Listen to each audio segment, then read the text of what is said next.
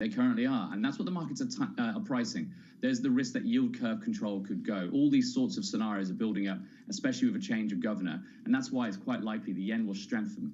The tone has changed, though, so much, Jordan. 6 months ago, people were talking about this as the ultimate tail risk that would send 10-year Treasury yields over 5%, because basically this would cause complete upheaval in the whole structure of the global bond market and the buyers and the potential for Japanese investors to come home. Why is that scenario no longer talked about?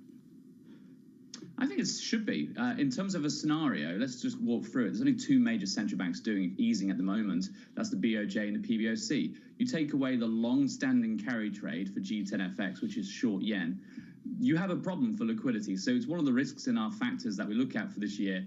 As we get into spring and summer, if we are talking about a reflation trade, you could see higher bond yields. And if the Bank of Japan ends their yield curve control, all these carry-funded trades that were essentially paid for by the BOJ are over, and that could see credit conditions tighten. That could see fixed income under pressure. So I think it's still a conversation, but the first point is, will it happen? What does that mean for Japanese markets? And then the second round effect, what does that mean for peripheral markets elsewhere? We'll have to have later on. There are a lot of questions there, but on a broader level, I'm curious about your view on the dollar amid all of this upheaval, given that a lot of people have gone into the euro, a lot of people have gone international, and suddenly starting to rethink it in the face of stronger than expected data in the U.S. It's really painful. We've got the euro view broadly quite right. We had 110 for our end of January target. We got there 24 hours later on the 1st of February, and then we've quickly unraveled. Now we're below 107. I think the January data in the US is essentially going to come in strong for several reasons. One, December was quite weak. We were also having seasonal adjustment quirks going on the official US CPI. And January was the 5th warmest in the US history. And warm weather, as we've seen in Europe, leads to big changes in data. So it could be the case that US CPI comes in hot. It could be the case that retail sales come in hot. But Lisa, all the leading indicators I have point to big disinflation pressures still for the US, even with this growth bounce that we might see in January. And on the jobs market as well, I think it's stale information. Just look at the Challenger Jobs Cuts survey. Just look at the Senior Loan Officer survey. Credit conditions are tightening and job cuts are coming. It's just the official data is lagged to the story. It's amazing how much influence the weather's had in the United States and in Europe specifically. Jordan, thank you, sir. As always, Jordan Rochester there of Nomura, Torsten Slock over the weekend. Apollo, you're going to love this stat, Tom. BOJ purchases of JGBs to keep yields low are now bigger than Fed QT. Just think about that.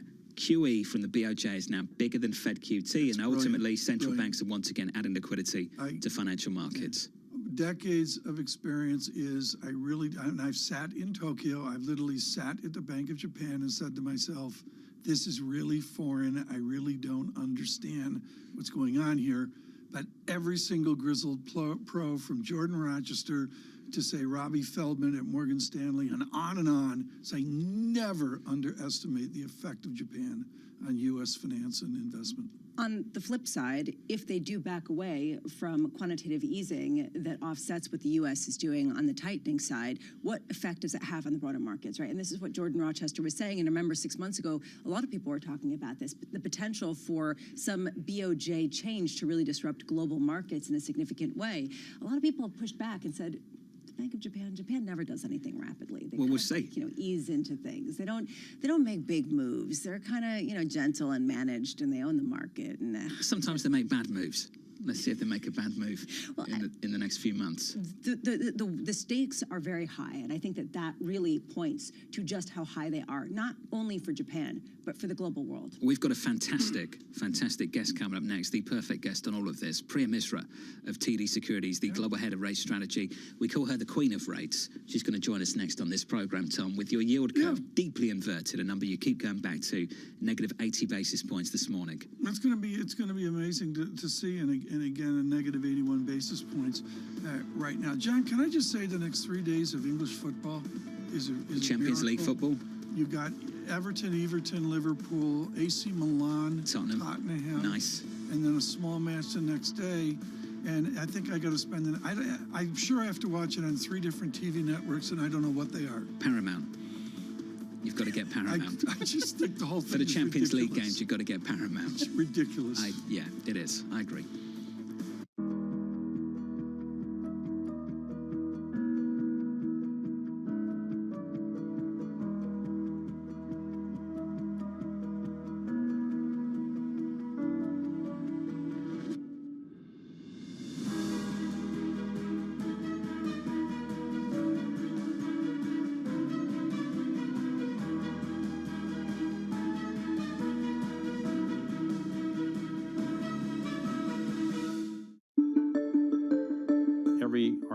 institution I know of wants you to serve on their board, and you're very involved in the art world. What is it about art that attracts you? Well, art is essential in a democracy, David. Art is so important. We know what art does to young people. We know that exposure to art brings about higher levels of empathy. It helps people understand how other cultures, other people live, and it just brings out the kind of humanity in all of us. There are times when I have observed leaders use language that is inhumane while talking about other human beings, while talking about the world. And I think to myself, this person has clearly never engaged in beautiful poetry. They've never listened to the words of a great playwright. They've never sat and reflected on a beautiful painting or picture. Because if they had been really educated, had they really been exposed to the arts, they wouldn't find it possible to use this kind of language. So you've got to explain this one to me.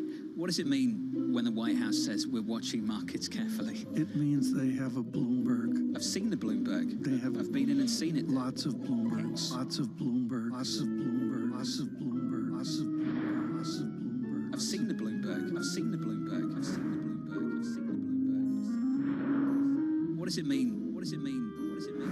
What does it mean? What does it mean? It means they have a Bloomberg. In a multi-trillion-dollar industry, there's a lot of ground to cover. Commodities got absolutely crushed. We'll show you what's happening in ETFs like no one else. Bloomberg ETF IQ, Monday on Bloomberg.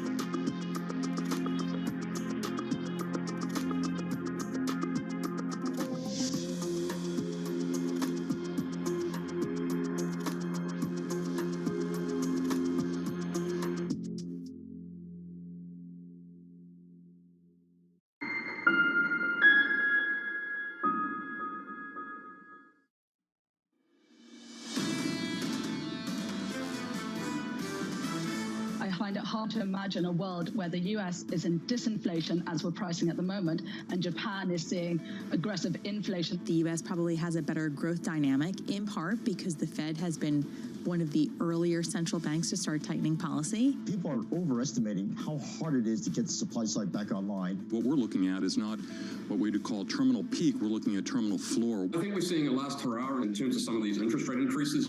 This is Bloomberg Surveillance with Tom Keene, Jonathan Farrow, and Lisa Abramowitz. Chris Stapleton should sing the national anthem every single year. I said that as soon as I heard it. That was beautiful. Full disclosure? That was just beautiful, Tom. My next music acquisition is his spectacular Fender Princeton amp. It's an act of God. This kid is not only what he is, and, you know, for people that don't know him, absolute horse, but he really cares about the sound, and you heard that yesterday. If you're outside of the United States and perhaps you missed that, YouTube it, have a little search. A really, really strong rendition. Equity futures right now on the S&P 500 up 0.1%. It's all about CPI going into tomorrow. Rihanna. It's all about retail sales. We'll mention Rihanna if you like. Pregnant, I'm told, Tom. Having another baby. So Rihanna fans are very disappointed because they won't get that new album. That's what I'm told. They might have to wait. You're really on top of this story. I actually looked up all of these things too. First question was, is she pregnant? She was. Second question. Started trending on Twitter immediately. Yeah, of course. And no one can really ask it out loud, but then you kind of have to, investigate. Well, they did. They did. They did. But yeah, that people were hoping that she would announce. Would you have gotten on those uppy, downy, ducky I mean, you're tied to them, maybe.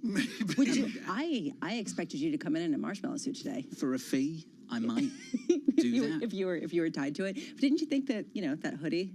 I expected Tom to come up with one of them. A lot of people are giving this grief. I actually enjoyed it because I'm frankly not familiar with the repertoire. Okay. But So it it was all was new to like you. at the end of it, I was like, when do we get back to bands? Like, I don't want to pick the band. Sure. Far from it for me to pick the band, but every year we're doing this. I mean, we had the weekend. It's like Aberdeen. We had the weekend last year. Yeah. And, I thought we had Dre last year. oh, maybe we had, excuse me. And then we had this. Let's restart this show from New York City this 3, morning. 2, 1, go. Good morning for our audience worldwide. This is Bloomberg Surveillance on TV and radio. Tom Keene, Lisa Bramett and Jonathan Ferro. Bramo, futures up 0.1%. Inflation data just around the corner. Nobody wants to get too far ahead of it. There does seem to be this feeling that perhaps we do get a more accelerated inflation print, or perhaps there's sort of a restart of the recovery. Question really remains, what does that mean for the Fed? And do we still get a no landing type of situation if they raise rates further and keep them there longer, which is what's being priced into the rates market? Credit to Neil Dutta and Torsten Slok of Apollo and Renmac, respectively, because they put that on the table in the last couple of months, and now seemingly everyone's gravitating towards it. I'm going to whip through the price action just briefly, and then we'll get you the day ahead. Equities are elevated by just 0.1% on the S&P, coming off the back of the biggest weekly loss of the year so far. But that weekly loss was only down about 1% on the S&P, down a little bit more on the Nasdaq. Friday was strange. Like it's a weekly loss. In what way? And it was down, but everybody was like, okay, it's down. So what? We're waiting for inflation. Yeah, I think we're all waiting for inflation, waiting for retail sales, and then waiting for the Fed's next move too. If you look at the bond market, yields are a little bit higher this morning at 373 on a 10-year. Lisa, it's all about the 2-year. According to Tom and pretty much everyone else, 454 this morning. Which is the reason why I am watching all the Fed speak this week. It kicks off at 8 a.m. with Fed Governor Michelle Bowman. She's speaking at a conference in Orlando, Florida. Yes, we're watching the 2-year yield bumping up against the highs of this cycle, but also the 12-month, the T-bill, that a lot of people have been looking at as well. If you can get 4.5% to 4.8% investing in basically this cash-like instrument, why not, right? I mean, how much optionality are you taking off the table given some of the risk that people see in equities? And that's been one growing question. So the reaction function from the Fed is going to be important. The reaction function from the ECB, equally important potentially. 11 a.m. we hear from Governing Council member Mario Centeno of the ECB speaking at a London School of Economics event. What do they say about where market pricing has been and how much further they have to go, especially after that projection for faster growth and slower inflation? I mean, basically the reversal of all the fears last year for the Euro region. And aftermarket, the earnings. We have not gotten very good earnings. How much do we have to repeat this? We're talking about a soft landing and how everything is incredible. And yet the earnings have been disappointed. They've missed more frequently than not. And the reaction has been, it's okay. We're looking past that. Earnings today include Avis, Denny's, and Vornado Realty Trust. Do we see that ongoing, shrugging off of misses and encouragement of any potential, I don't know, green shoots, anything that you want to call it? And the consumer sentiment survey on Friday really points to that. How much do we get that sense that they're expecting consumers to keep spending despite some of the talk last year about some sort of downturn, John? Hey, Lisa, thank you. What downturn is the question being asked right now? The focus overwhelmingly on the resiliency of the U.S. economy. Research note after research note. Let's start with Bank of America. This is Mike Gapin. The U.S. economy is revealing itself as difficult to slow down. Andrew Hollenhorst over at Citi. Data are pointing to a longer expansion. Vishy Tripatura, Morgan Stanley, Tom. We think the hard data are too strong for the Fed to look past. Are we at risk of extrapolating out this resiliency and pushing it out through the rest of the year? Those are macro people, and Vishy's, I claimed for that at Morgan Stanley on the fixed income side. Then there's the data geeks like Torsten Slok at Deutsche Bank, at Apollo. Moments ago, Mr. Slok puts out a brilliant chart of 5 years of global flights from Flight Trader 24. This year isn't normal. It's a lift. There's getting busier. You're getting busier, stretching out pre-pandemic, way back past 2019 as well. Let's get to it. One of our most successful guests, she nailed bonds in 2022. Priya Misra, associated with the 10-year yield at TD Securities. Priya, I want to go inside to the 2-year yield. How do you look at the 2-year yield? How do you establish a collar around how the 2-year yield may act? Sure. So thanks for having me on. I think the 2 years is all about that end point of the hiking cycle. How long is the Fed going to keep it there? And then when are they going to cut? I think we should talk about when they're going to cut because inflation's likely to come down at some point. Now we're looking for cuts next year. But I think what is the market pricing off that end point, that pause? And then when do they cut? It's all going to come down to inflation. I think inflation and later on this year, I think it's going to come down to the labor market. The labor market's still very strong. So I think that inflation print, we get one CPI tomorrow. If core services ex shelter remains strong, which is our view, the Fed is not stopping yet. I think they're going, in our view, 2 more 25s. I would say there's a decent chance of another 25, and then they pause. Again, I think it's going to depend on how quickly does that service inflation come down, which will allow them to start to cut rates. So I think it's only when we get into that 2-handle, 2.5%, 3% inflation sustained basis, can the Fed start to, make policy a little less restrictive. So we're looking for the 2-year actually. I would say the market's actually pretty well priced for that end point of the hiking cycle. I do think the pause can be a little longer. So a little bit higher to 2-year rates is what we're looking for. So, Priya, we're dancing around it a little bit. Let's put you on the spot. Do you think we are sufficiently restrictive? Any evidence of that whatsoever? I think we are, and I get a lot of pushback on that because the data is strong. So number one, there are lags, long and variable lags. I think we're in that process of lags. The fact that the consumer has so much still accumulated savings, now these savings are coming down, but I think that's actually widened that lag period. I don't think the lags are shorter. I know markets price it in, but for the consumer to actually start to cut back on spending, and I think they are starting to cut back, but the labor market is strong and I still have accumulated savings. When those savings run out, in our view, that happens in the second half of the year, that's when the consumer starts to cut back. So, I think policy is restrictive. Real rates well north of 1% is going to have an impact on the consumer. I think it just is going to take some time. We haven't had a shock to the system. I think the last 2 recessions have been shock-led, which is why the market's just waiting for the data to fall apart. I think it's going to be a slow grind. It's like that last mile when you're running that marathon. You slow down. It feels really long. I think we're in that moment and the market's impatient. So that's why we're moving from, hard landing, soft landing, no landing.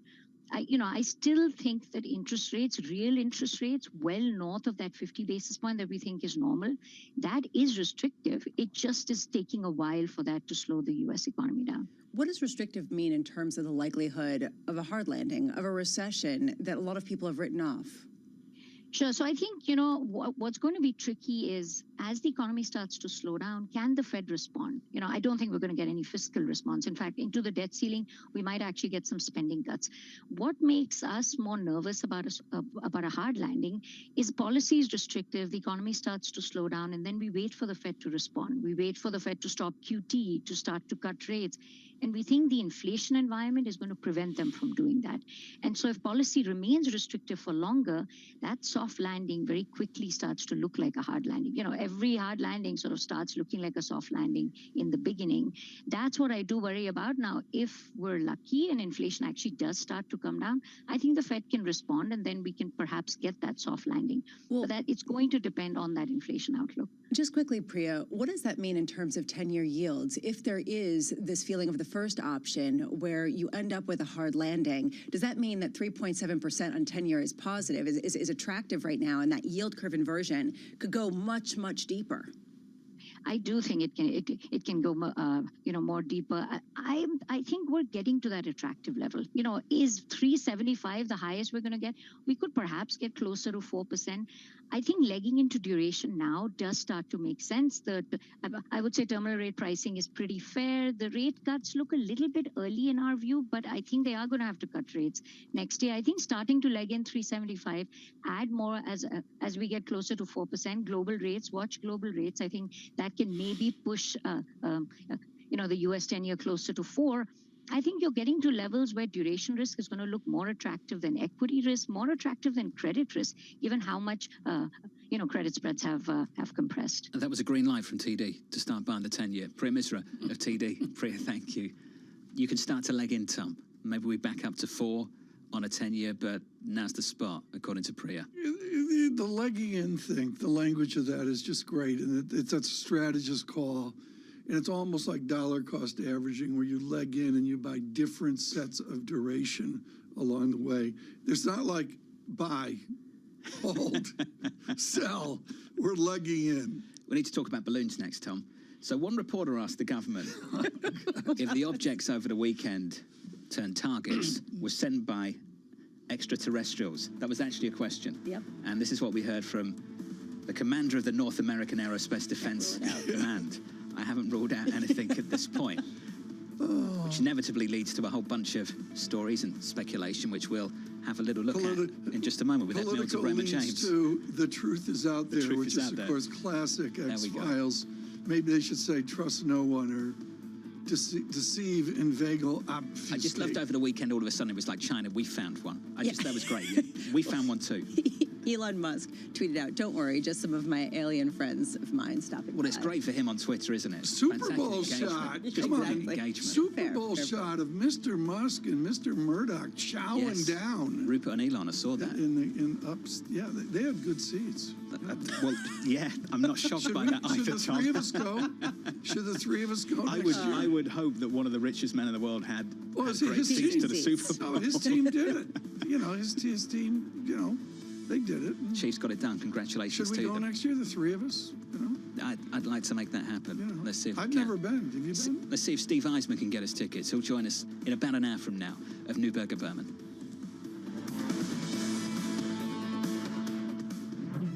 Keeping you up to date with news from around the world with the First Word News, I'm Leanne Gerrans. 3 flying objects have been downed over North America in as many days, with another reportedly spotted over a Chinese port city. U.S. fighter jets shot down objects over Alaska and Canada on Friday and Saturday, and another over Michigan yesterday, less than 10 days after a balloon was downed off the coast of Carolina. According to a Chinese news outlet, Beijing is preparing to down an unidentified object flying near the port city of Chengdao, a city home to a major naval facility. China's foreign ministry spokesman claims U.S. balloons illegally flew over China more than 10 times since the beginning of 2022. Now, an International Monetary Fund mission is starting talks with officials in Ukraine. The IMF is weighing a multi-year aid package worth as much as $16 billion to provide a catalyst for more financial aid. On Friday, Russia launched its biggest barrage of missile attacks on Ukraine so far this year, as President Zelensky is seeking more weapons to fend off the invasion. Global news powered by more than 2,700 journalists. I'm Leanne Gerrans, and this is Bloomberg.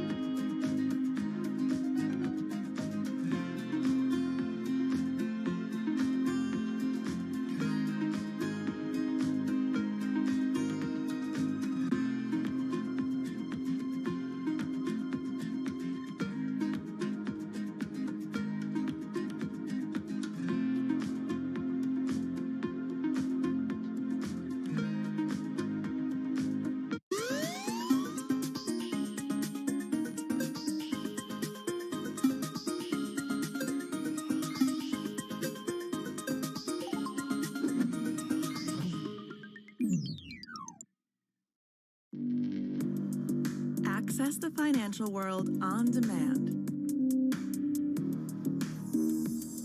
Hear from leading economists, policymakers, and industry experts via live and on-demand webinars, only from Bloomberg. Start exploring to see what's moving the markets. Visit Bloomberg.com/webinars.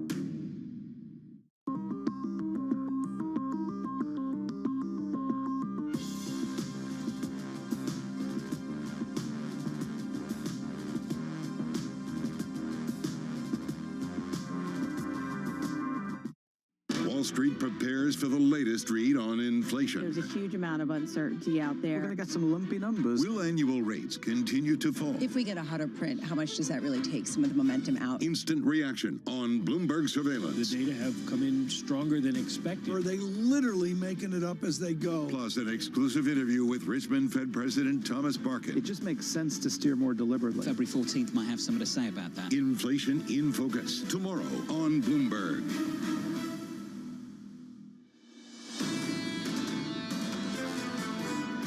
we're going to come forward with a plan. We're still debating that plan. We're having robust debate amongst our conference. That's what democracy is supposed to be about. There's bipartisan support for Social Security and Medicare. If anything, we need to shore those programs up. They're running out of money. Congressman James Corner there of Kentucky speaking on ABC over the weekend. Tweet of the morning so far. Thanks for writing again to all of you as always. This is from Horseshoe Loves. That's their handle on Twitter.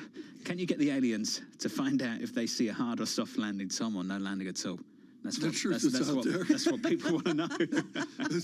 We'll put Scully on it.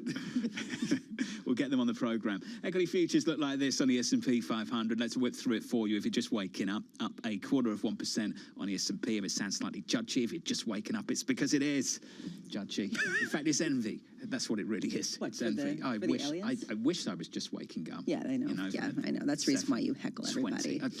Yeah, it's jealousy and nothing else. 370, 359 on a 10-year. I know a lot of you looking at the front end, the pickup we saw.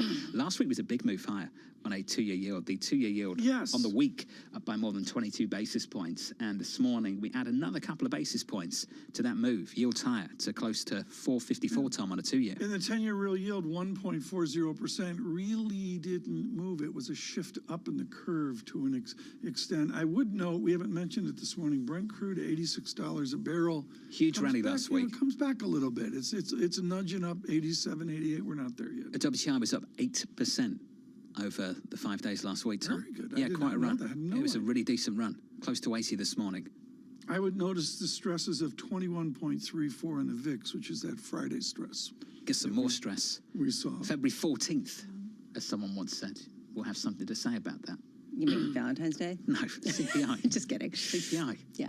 What's more important than CPI tomorrow? Well, maybe the BOJ nomination, BOJ. Spurs, Milan. You know, there's a lot of things happening. There's a lot of things. John and I leave at, what, 11 a.m. we're leaving? Then we get, both of us get chucked out of our respective houses and put on flights to Milan. Right now, we're going to do this. We're going to be balloon free. Edward Mills joins us now. He's a Washington policy analyst at Raymond James. And what's important about this is the character of his note. No one writes as lengthy, detailed, smart notes on the hopes to be. Ed Mills this morning on the momentum on legislation. An open question to a gridlock Washington Ed Mills. Where is there momentum of legislation? Yeah, so Tom, Congress would love to do something about China. Everything that we saw over the weekend adds to the momentum there. Congress would like to probably do something on energy. We look at the Inflation Reduction Act. That was only step one. You need permitting reform. When you look at what Republicans have led with in this Congress, it's all energy all the time. That could be a surprise bipartisan win. We could see something on crypto ultimately. And obviously, we need to do something on the debt limit, which we will do. What is the momentum of legislation for a Speaker of the House that does not want to be the next John Boehner?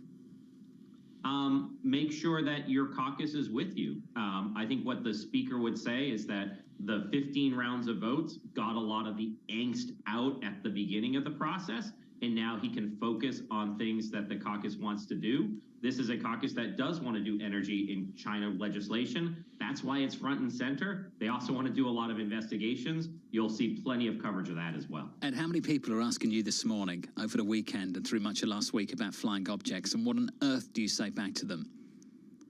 So I absolutely get the question. I think that this is one of those really weird situations where if it's aliens, it's a little bit of a relief.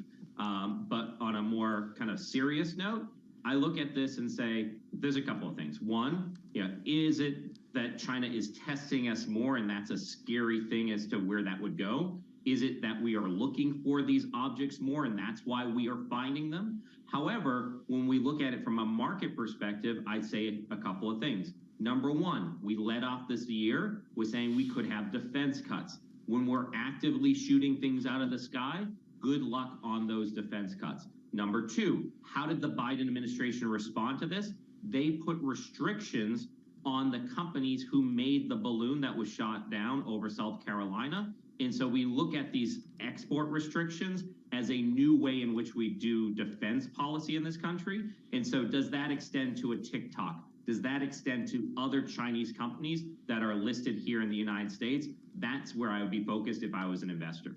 At the same time, Ed, it seems like this administration does know more. Why are they not revealing more, given all of the speculation and the potential for this to be a really significant threat or something that's just kind of innocuous? Yeah, Lisa, that's an important question. I think there's a couple of things. One, they don't want to get in front of the intelligence gathering. At first, this was a conversation about, is this a weather balloon? And then it was very clear that there was Chinese intelligence and gathering of kind of information, of communications over our military bases. And so they don't want to say it's not something and then it becomes something. And they don't want Congress to step in here and say that they're not being as transparent as possible. So the Senate is going to have a classified briefing on Ukraine as on Wednesday. I would expect the Biden administration to provide Congress with a lot of more information then. They're just getting this information in real time, and I think they don't want to be wrong. I understand that. At the same time, to basically say we can't rule out aliens coming down to the country, I mean, at a certain point, you have to really wonder what the point of this is. I mean, what are you hoping for to hear in order to give some sort of sense of the path forward, not just with respect to whether or not there are aliens coming in, but also with respect to policy? Yeah, so I mean, I think what's been unusual about the Biden administration, especially since Afghanistan, is that they have been somewhat declassifying and providing information in real time, Lisa, to the American people. So I do think it is a situation where they are honestly looking for more information and don't want to preclude anything because they don't want to be second guessed. I don't think they're trying to be too cute by half, but we are in an unprecedented situation where we are in a objectively peacetime, and in the last 8 days, we have scrambled fighter jets in North America to shoot down 4 objects. That's very unusual, so let that speak for itself. Ed, thank you, and very well framed, sir. Ed Mills there of Raymond James. A ton of things about the weekend, the past week, we do not know, but to Ed's point, there are some pretty clear and obvious policy consequences. One is defense spend. Lisa, good luck trying to get any cuts. And the other obvious point is that over the last week, really since Secretary Blinken had to postpone, not cancel, postpone his trip to Beijing, the language of this administration, which we shall use, it's their language, it looks like there's increased tension between China and the United States. And I'd go as far as saying that that applies to the rest of Europe and parts of Europe, particularly the UK. If you see this headline from a UK spokesperson for the government this morning, China poses systemic threat and is growing more authoritarian. So when you hear the Senate Majority Leader Chuck Schumer over the weekend speaking to ABC on banning TikTok, saying things like it's something that should be looked at, you can start to get a decent feel for where some of this is heading. What is the contours of a Cold War between the U.S. and China at this point? And that is something that I saw really hashed out throughout the weekend. What does an escalation look like if we haven't found a bottom? Where is it? At the same time, when you bring up Europe, where is Germany in all of this? Where's Germany on a ton of issues? And this becomes a real issue because you have to have some sort of alliance and some sort of unity at a time where you have the Inflation Reduction Act, but you also have this issue. The German economy is highly dependent on China, both buying goods as well as supplying parts. After the gloom of December and the huge surge we saw in the equity markets here with John Stolfus leading the way on that in January, and now we're to this massive ambiguity, and it is foreign affairs, international relations ambiguity as well.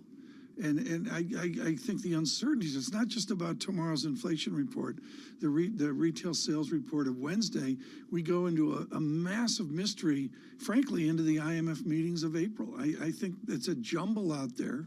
What does all this talk do to China GDP? Does it upset the apple cart there? Well, the reopening? Yeah. I'm not sure it upsets the reopening per se just yet. But one thing I've seen tons of pushback, including from Carl Weinberg, over the weekend at Barron's, just saying, don't get your hopes up about the China reopening story boosting global growth. People really lining up behind that view basically in the last couple of weeks. Domestic consumption within China, not necessarily percolating out.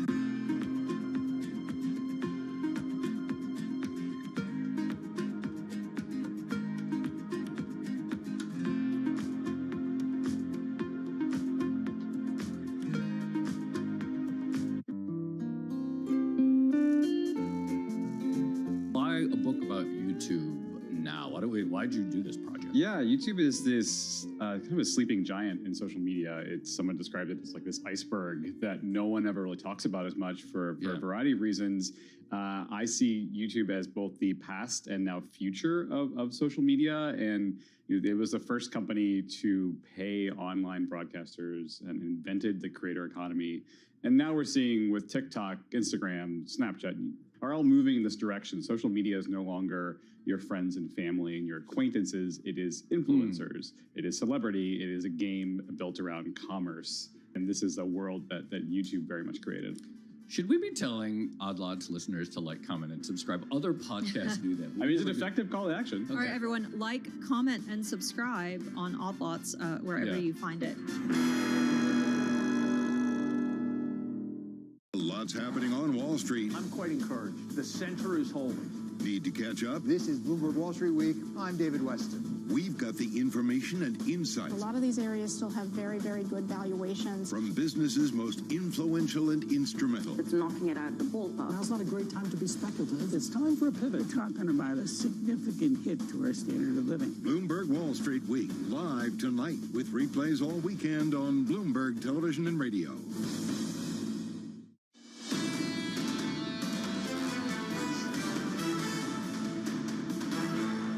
Trying to bounce back after the worst week of the year on equities. Let's take a look together. Equity futures positive on the S&P and on the Nasdaq, up 0.7% on the Nasdaq 100, on the S&P up 1/3 of 1%. Worst week of the year, and we were only down by a little more than 1% on the S&P 500, and that's because it's been quite a year so far. It looked like for a moment earlier this year that 2-year yields were going lower, 10-year yields were going lower, and then this happened last week. The 2-year, the 10-year, up by more than 20 basis points on a 2-year to 453.86 this morning. We had another 2 basis points. We kissed 454. Yields at the highs of the year.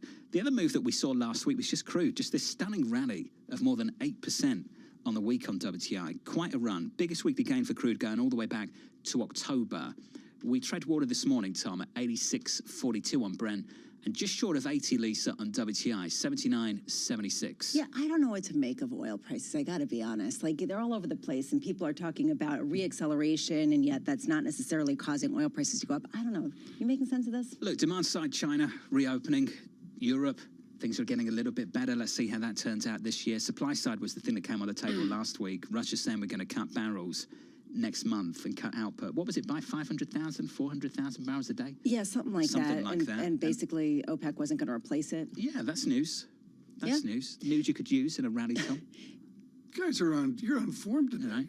Okay. I'm talk radio. We're going to talk sport in a moment. Don't worry. You know what I'm watching today? Some of the losers of last year, how they are becoming big winners. Zillow, among them, talk about the reacceleration of the housing market and the sentiment around that. Those shares up 3.5% so far in pre-market trading. Those shares are up 33.5%. This is the online real estate company. You just have to wonder how long this can kind of go on before the Fed steps in and says, we don't want this, right? This is sort of going against what we're looking for. Yeah. How much was the Super Bowl ad? How much was the Super Bowl? I haven't got the price this year. A lot of money. I mean, millions and Usually millions. a lot of money, yes. My favorite ad was the Morgan Stanley. The E-Trade one. Yeah. Okay. But it was just... with the babies. Crafted. I can't imagine the rewrites of the script of that. Are you done with your equity thing? No, I'll just mention it seems like you're done, though. But we can be done. That's fine. Honestly, there isn't that much going on today. Let's be honest. So I'm not sitting over here crying. But Advanced Auto Parts was cut to neutral from buy over at Roth. If you take a look, those shares off just a touch. Just again, the winners and the losers here within a really tumultuous economy really belies some of the optimism that we're seeing more broadly. Last week's loser was Lyft. I mean, I thought that was amazing. The polarity of a duopoly. Last week, I don't think I've ever seen. Yeah, consolidation among the strongest players. And then there's this question of how people starting to sell into the strength that you've seen around certain industries. Caterpillar is down just a touch, 1.4%. Really struggling this morning. It's there's nothing going on. I'll make cat interesting for you. I'll make any cat photos we can look at. Caterpillar bottomed on precisely the same day the dollar peaked back in late September. Interesting. Shrewd. And I think if you overlay the US dollar with Caterpillar, you get a decent idea as to what's going on here. international purchases and the purchasing power. Yeah, and we were fading this dollar story aggressively and bidding up this reopening story aggressively.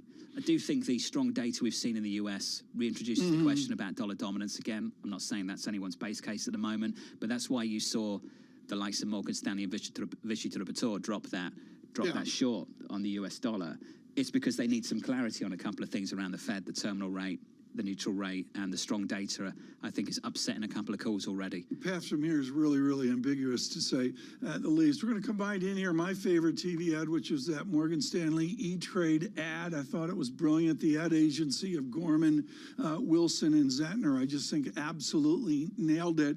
And late in the ad, there's a doofus talking about the metaverse, and the baby turns to the babe and goes, I don't get it. Joining us now from Morgan Stanley E-Trade, because he doesn't get it, Dan Skelly, head of market research and strategy. What a great ad. And what that ad captures, Dan, is how many people in the equity markets are saying, I don't get it. Help me. How do I get the stock market forward? An oldie and a goodie, Tom, on that particular ad. So listen, and we would just say as well, we're a bit stunned by some of the market action earlier this year. You're seeing a reversal of everything that was bad last year, as you noted earlier on the program. On the one end, you've got value, low quality value running on China reopening. And we think that could potentially be a trap, as the China story is a domestic consumption story and not an infrastructure or export story. And on the other hand, and this has been repeated on your program as well, we've got a lot of the growth, and particularly the nonprofit, lower quality growth names running very hot on this expectation that the Fed is done, and we don't think the Fed is done. What's so important here in wealth management, the rule is you have to participate. How do I participate in the market if I, quote unquote, don't get it? Sure, excellent question. So when you look at the kind of arc of the last 30 months or so since COVID, our Wealth Management Investment Committee, led by Mike Wilson, mentioned earlier, and Lisa Shallett, has had some terrific calls, getting very aggressive during COVID, and then warning on inflation, and of course, Mike's call warning on the equity market last year. Now our key conviction, Tom, is getting paid to wait. We're just simply not seeing enough risk premia in the equity market today to be more aggressive at an index basis in the equity market. But where are you finally seeing some of those yields? Obviously in fixed income, right? So whether it's high quality investment grade, whether it's munis, whether it's parts of, frankly, dividend paying stocks, we think today as the economy slows, as earnings reset overall for the overall index, we want to get paid to wait in this environment. Dan, credit where it's due. You know I'll always give you that credit. The reopening trade, you're really on top of it, ahead of pretty much everyone else. The tactical bullish trade, the bear market rally, the call going in towards year end, great call again. This year's been tougher. I remember some research saying that 3,900 was an easy sell. We're back to 4,100. Lisa Shallett now calling this a massive disconnect. This morning, Mike and your colleagues saying this, and this is really punchy, price is about as disconnected from reality as it's been during this bear market. What is it that you're seeing that makes this such a monster disconnect? I think, Jonathan, a lot of folks are seeing some of the strength in the economy, and they're now asserting no landing or potential reacceleration. And we would say, look, this is an environment where, and we've often been trained over history to recognize that the economy dovetails with the market in tandem, the economy sees forward or discounts in the future. This is an environment, however, where the economy and the market are diverging, right? So if you even get this soft landing or kind of low growth environment, it doesn't necessarily mean it's a bull case for the market. The market has its own set of unique challenges today. And I think this is the disconnect Morgan Stanley is highlighting. Today, when I look at the market, we've got potentially waning liquidity later this year. QT is still ongoing. Yes, Fed funds is inching closer to the end of the finish line, but we are not done with QT. Secondly, we have earnings that are resetting lower. And thirdly, listen, if inflation doesn't nosedive, which it appears not to be, to 2% anytime soon, and it hangs out in this kind of 3-4% level, it's hard to argue that interest rates on the long end are going to go much below 3. And so your new PE math, Jonathan, can't get back to 22 times that we had 2 years ago in a world of sub 2% yield. So I think the disconnect today is people trying to look through, and we're just not there. What does getting paid to wait look like in terms of a portfolio? Yeah, excellent question, Lisa, and good morning to you as well. So listen, I think today, and as we've kind of articulated over the last, call it 6 months, moving up a bit in high quality fixed income. So that's been some of the allocation moves that we've made. You don't even have to take that much duration risk, as you know, to get 4.5%, 5% yields in investment grade, number one. Number two, munis, which were completely left for dead through, I would say, 3/4 of last year, have certainly rebounded since the 10-year peaked out at 4.25. We think you can continue to see some strength there. And then just lastly, in the dividend paying stock universe, listen, dividend stocks and dividend growers far outperformed the market last year. As I alluded to earlier, junk has really run hard this year, leaving you, frankly, tactically, with a very opportunistic time to leg into those quality dividend names. Priya Misra was on earlier of TD Securities, and she said duration risk is going to look more attractive than both credit and equity risk this year. And she's talking about 10-year treasuries, saying it's time to, as she said, leg into or start buying some of those notes. Do you agree? We could get there, Lisa. Our official forecast from Matt Hornback, I believe, is 315 for end of year 23 on 10 years. And so, look, today at 370 plus, there's some value there, no doubt. But if that continued strength we saw in the job market a few weeks ago continues, I wouldn't be shocked if we see a little bit more upward bias on 10 years. So let's say anywhere between 3.5% and 4% is where we're seeing value there. Interesting. Dan, wonderful as always, and appreciate the clarity on your calls as always, buddy. Thank you. Dan Scully there at Morgan Stanley Wealth Management. Always very transparent with their framework, Tom, for how they're thinking about this market. Well, that's a heritage and of certainly the firm. for people less constructive year to date, this has been a tough start to the year. I think that bears, we've mentioned it many times before, but this was invented by a set of people at Morgan Stanley. I'll give leadership to Stephen Roach in economics, but there's others involved as well. And they don't fight. That's not the right word. They argue constructively at Morgan Stanley like cats and dogs. And it's a really heritage part of their firm. Mike Wilson used that word disconnect. Steve Galbraith was involved in that as well. Lisa Shallett used that word disconnect on this program as well. And you heard Mr. Scully there talking about the willingness to look through some of this. This is what Lisa said in the last couple of weeks to us, and here's the quote. Lisa, I don't know how far their crystal ball goes to look through it, but history is not kind to these kind of massive disconnects. Basically, don't fight the Fed, and when you fight the Fed, it's at your peril.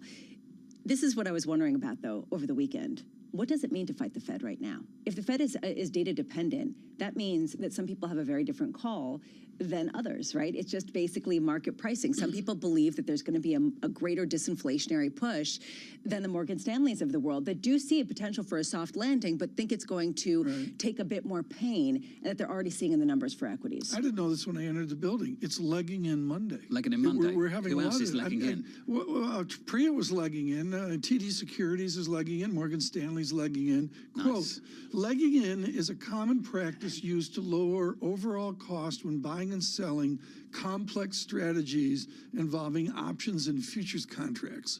So I guess if you want to buy or sell Apple, that's not legging in or legging out. That's just buy. Are you legging in? I don't know. It's a massive jargon alert, I think, for people. I mean, what do you do? Sit around the kitchen table? Oh, with a 201k, I think we'll leg in. That's what we all do, isn't it? Around the kitchen table, Tom. Is it dollar cost averaging? Legging in is like with multiple. I imagine that's what you do around the kitchen table. I can see that. I can see that.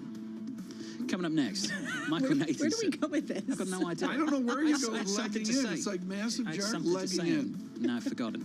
Senior research analyst at SVP. He watched all the ads. Moffat Nathanson. Next on a Super Bowl.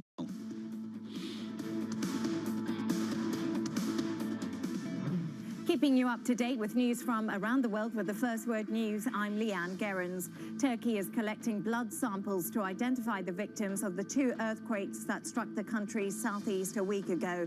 The death toll is now nearing 35,000 people in Turkey and also neighboring Syria. A Turkish business group estimates that the economic losses from the earthquakes could reach $84 billion. Meanwhile, Turkey has widened its investigation into contractors after the collapse of buildings. Now, an internal review at Deutsche Bank found that some employees deliberately circumvented controls to make big profits by mis-selling products. Bloomberg has learned the probe known as Project Teal showed that some employees on a London-based foreign exchange desk sold derivatives to small and medium-sized Spanish companies, even though they knew that the products were too complex for them to use. Citigroup is nearing the sale of its Mexican retail bank, Banamex. The Financial Times reporting the deal could be valued up to $8 billion. The owner of Grupo Mexico, Herman Loera, is in exclusive talks to purchase the bank. Goldman Sachs CEO David Solomon is reported to have said he should have acted sooner to cut jobs. The FT said he sold a private meeting that the layoffs would have been less drastic had he reacted when signs of a slowdown began to emerge in the second quarter of last year. Goldman is slashing 6.5% of its headcount, one of its largest rounds of job reductions ever. Global news powered by more than 2,700 journalists and analysts in over 120 countries. I'm Leanne Gerrans, and this is Bloomberg.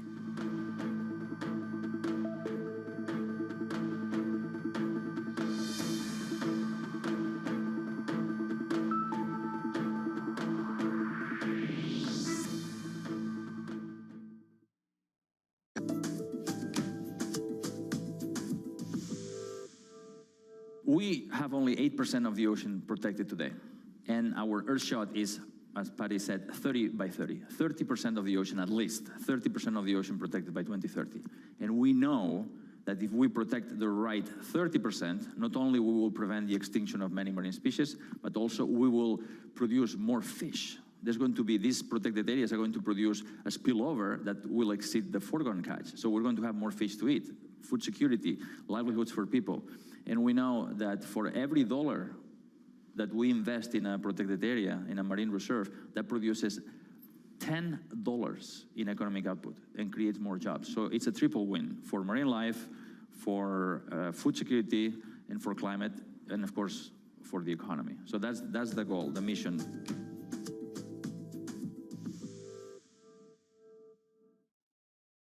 The top names in business are on Bloomberg. I think the future of autonomy is real for civil. It's going to take time. Everyone's got to build confidence. We need a certification process that we all have faith and believe in.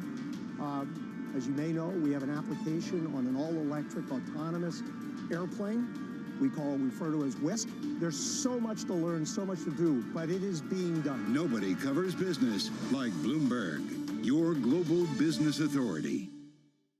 BSO Now is your online home for weekly Boston Symphony Orchestra and Boston Pops performances. See new concerts that go behind the scenes, plus acclaimed archival concerts. Visit bso.org/now, where the music plays on. BSO season sponsor, Bank of America.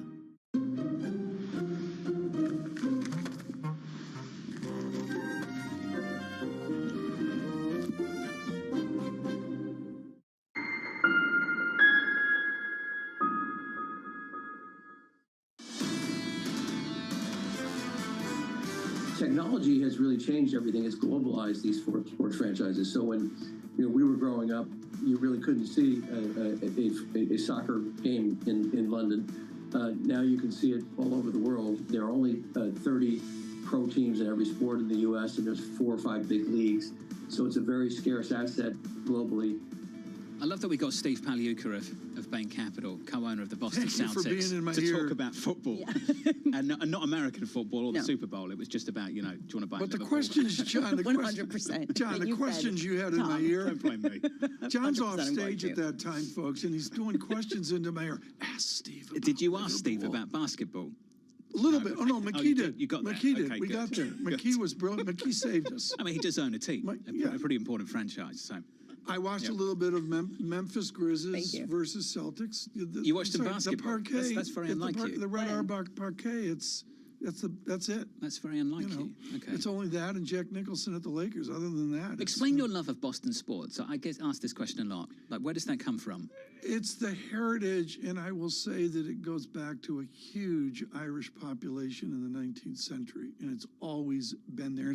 It's frankly very Ireland, very British. I mean, that's why you gravitated towards Boston sports. Well, I gravitated because that was my youth. That was my childhood. I mean, I had the black and white photo up on my wall of Ted Williams. He was a baseball player. Okay, Red Sox. And Red Sox. And, that's just my heritage. Lisa's heritage is completely different. It's more towards the Mets. The Mets had an ad last night. Mets and the Jets, right? Mets, it was to buy tickets. I saw that. Yeah. I saw that ad, yeah. Did you think it worked? I didn't think it worked. No, I did. I was just thinking, yeah. Should we talk about it with someone that's like... Someone who knows more. Who knows something? Totally up to speed on this? That's the whole point of the show. He's been a frequent guest of ours, Michael Nathanson, and I'm going to give Brian Weezer a shout out on this as well, have been brilliant about the durability of events that touch 100 million people. Michael Nathanson joins us now, senior research analyst with Craig Moffett at Moffett-Nathanson. Michael, wow, were you right? It just continues to endure. What have they done that all the other sports just can't get right? Well, good morning, Tom. They've got a couple of massive advantages in their favor. One advantage is it's a once-a-week sport. I know there are games on Monday and Thursday, but that Sunday, the Sunday activity, once a week, gets everyone's attention. Even though the season's getting longer, it's a relatively short season. There's sports gambling, which the country is now gravitating to. And it's just, it is a great game for television. It's violent. It's well caught on TV. It's just a perfect sport for television. It really is. Do the big tech companies buy it out? Tim Cook, I saw one image out on Twitter of Mr. Cook attending. I believe Apple Music sponsored the halftime show. What was her name? Rihanna. Rihanna, thank you. Riri. But, okay, Apple Music sponsored the halftime extravaganza. Do the big tech guys try to take out the franchise of Fox and the others? Slowly but surely. So you're getting a little nibble in the past year. You have Amazon on Thursday. YouTube's getting Sunday Ticket. But for the next 7-8 years, the Sunday games that really matter are still on Fox, CBS, and NBC. In 7 years' time, there's a chance for the NFL to renegotiate, rebid, and depending on the state of the networks, maybe they will open them up to Apple, Netflix at that point. But and the NFL, as you said, has been smart. They kept their best games for broad reach broadcasts, and they use the edges to experiment with streaming, and that's what you'll see until the next contract comes due. Michael, what are we learning from that experiment so far? Are they attracting the eyeballs or not? Oh yeah, well. Yes, what they're doing is the main broadcast reach is delivering older folks like myself.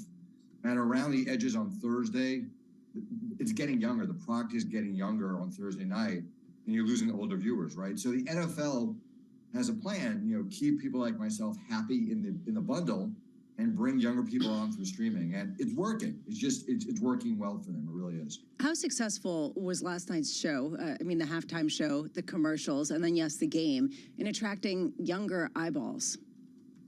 At least an event that magnitude, it's going to bring everyone in, right? Like the real challenge is the weekly in and out.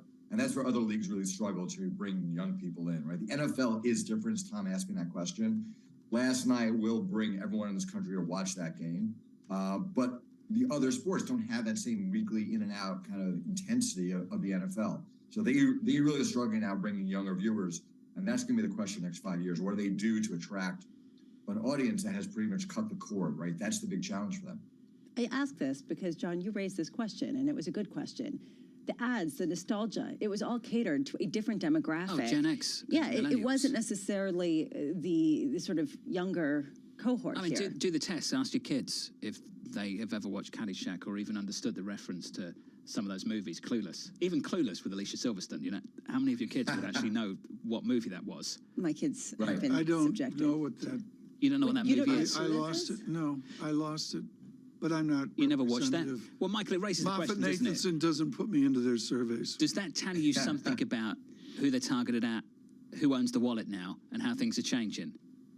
Well, yeah, but John, it does. You have to basically, if you think about what you're trying to do, the edges, right? 55 plus, 18 and under, those, it's hard to get 18 and under on television, so you kind of ignore that marketing. 55 plus, like myself, we're abundant everywhere, right? So it's really that 18 to 49, it's hard to reach those people in mass, and this was a chance last night to do it, right? You can always reach people who are older and younger. You watch them, you get them on social media. But that big 18 to 49 cohort is available, last night in one buy. That's why it's so important to be there. You know, Michael, just to sort of put a bow on this, we're talking about the shift to when big tech starts to own the rights to do this, to stream the big football games. Do you think that football will be the last sport, American football, to move to streaming fully and away from the networks? Or do you think that it will be the predecessor of all else coming with it? It'll be the last sport because you know what? It's working, right? The model works. The Sunday night and day games are the top games in the bundle. The people who own the rights are extracting tons of value from distributors. It's not broken, right? You can start saying baseball has challenges, which it does.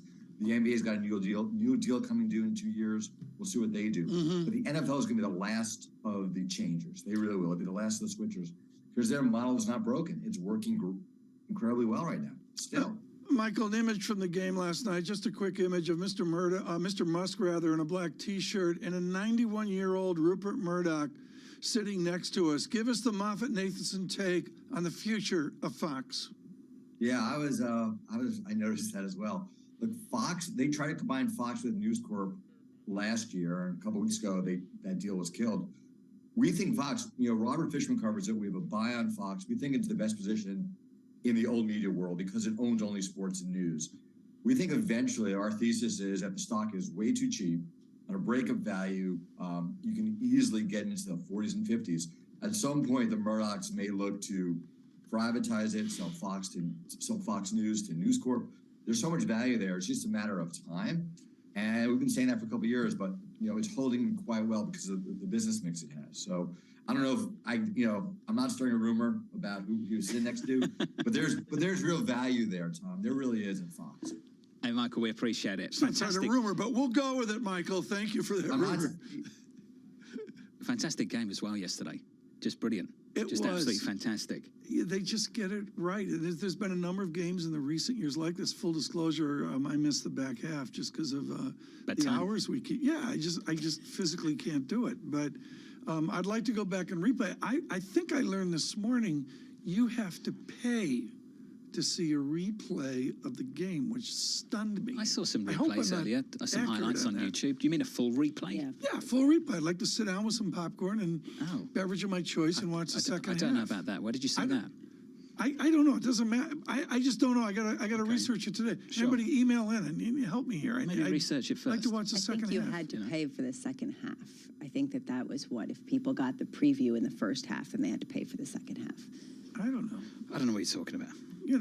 I just think, and I'll be honest, John, you taught me this. I think English football does it great. All the delays and the thing. And the VAR this weekend with Arsenal, we got to explain that as well. The VAR thing in the United Kingdom is out of control. So I'll tell you this. So the Champions League final, which gets a multiple of the Super Bowl final in global TV audience. It does much bigger. Yeah, far bigger. And the World Cup final is multiples bigger than that.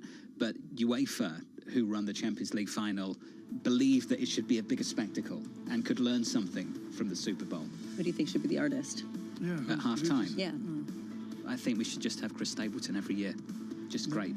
She should just sing every anthem. I was about to say. And do every half-time No, but who show. should do the Rihanna for Champions League? I mean, ABBA? ABBA? ABBA? ABBA? ABBA? Does it have to be a European band? I don't know. Elton John? That'd be good, wouldn't it? He was in an ad. Yeah, just play the triangle. What are the moonshots at Amazon that are capturing most of your time and attention? Well, we have a unique way that we look at big new investments. And I'm not sure it's right or wrong. It just happens to be our way. And we ask ourselves when we're considering something 4 questions. We ask, if it's successful, can it be big and move the needle at Amazon? Is it being well served today? Do we have a differentiated approach? And do we have competence there? And if not, can we acquire quickly? If we like the answer to those questions, we'll go pursue it with a single-threaded team that isn't distracted by the rest of the business. When it comes to the stock, it has fallen significantly. Do you think investors are missing something, or has tech just been overvalued? I have never tried to predict what the stock's going to do. And any time I've tried to a little bit, I've been wrong. I do really believe that in the short term, the stock market tends to be a voting machine. In the long term, it tends to be a weighing machine. We have a concept we talk about a lot at Amazon inputs and outputs, and the ultimate output for a company is share price, and then other big outputs are free cash flow or profit or revenue.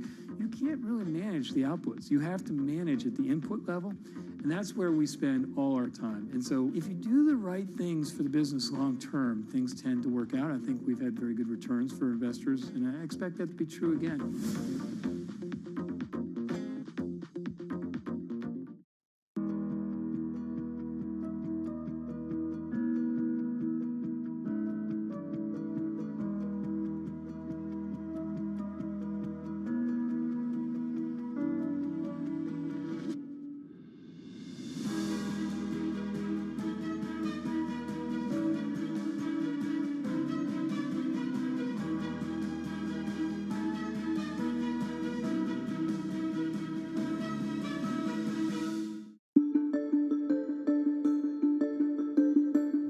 Thing in life I've often said is to be happy, but you seem like a very happy person. It's like nature. Nothing ever stops. So you could be super happy 1 minute and then something happens.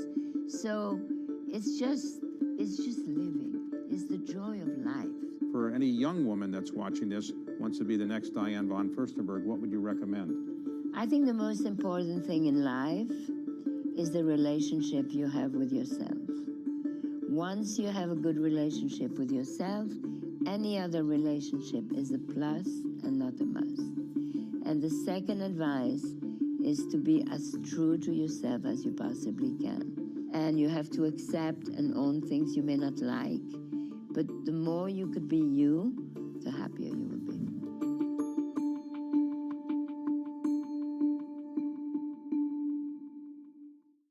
So you've got to explain this one to me. What does it mean when the White House says we're watching markets carefully? It means they have a Bloomberg. I've seen the Bloomberg. They have. I've been in and seen it. Lots of Bloombergs. Lots of Bloomberg. Lots of Bloomberg. Lots of Bloomberg. Lots of Bloomberg. Lots of Bloomberg. I've seen the Bloomberg. I've seen the Bloomberg. I've seen the Bloomberg. I've seen the Bloomberg. What does it mean? What does it mean? What does it mean? What does it mean? What does it mean? It means they have a Bloomberg.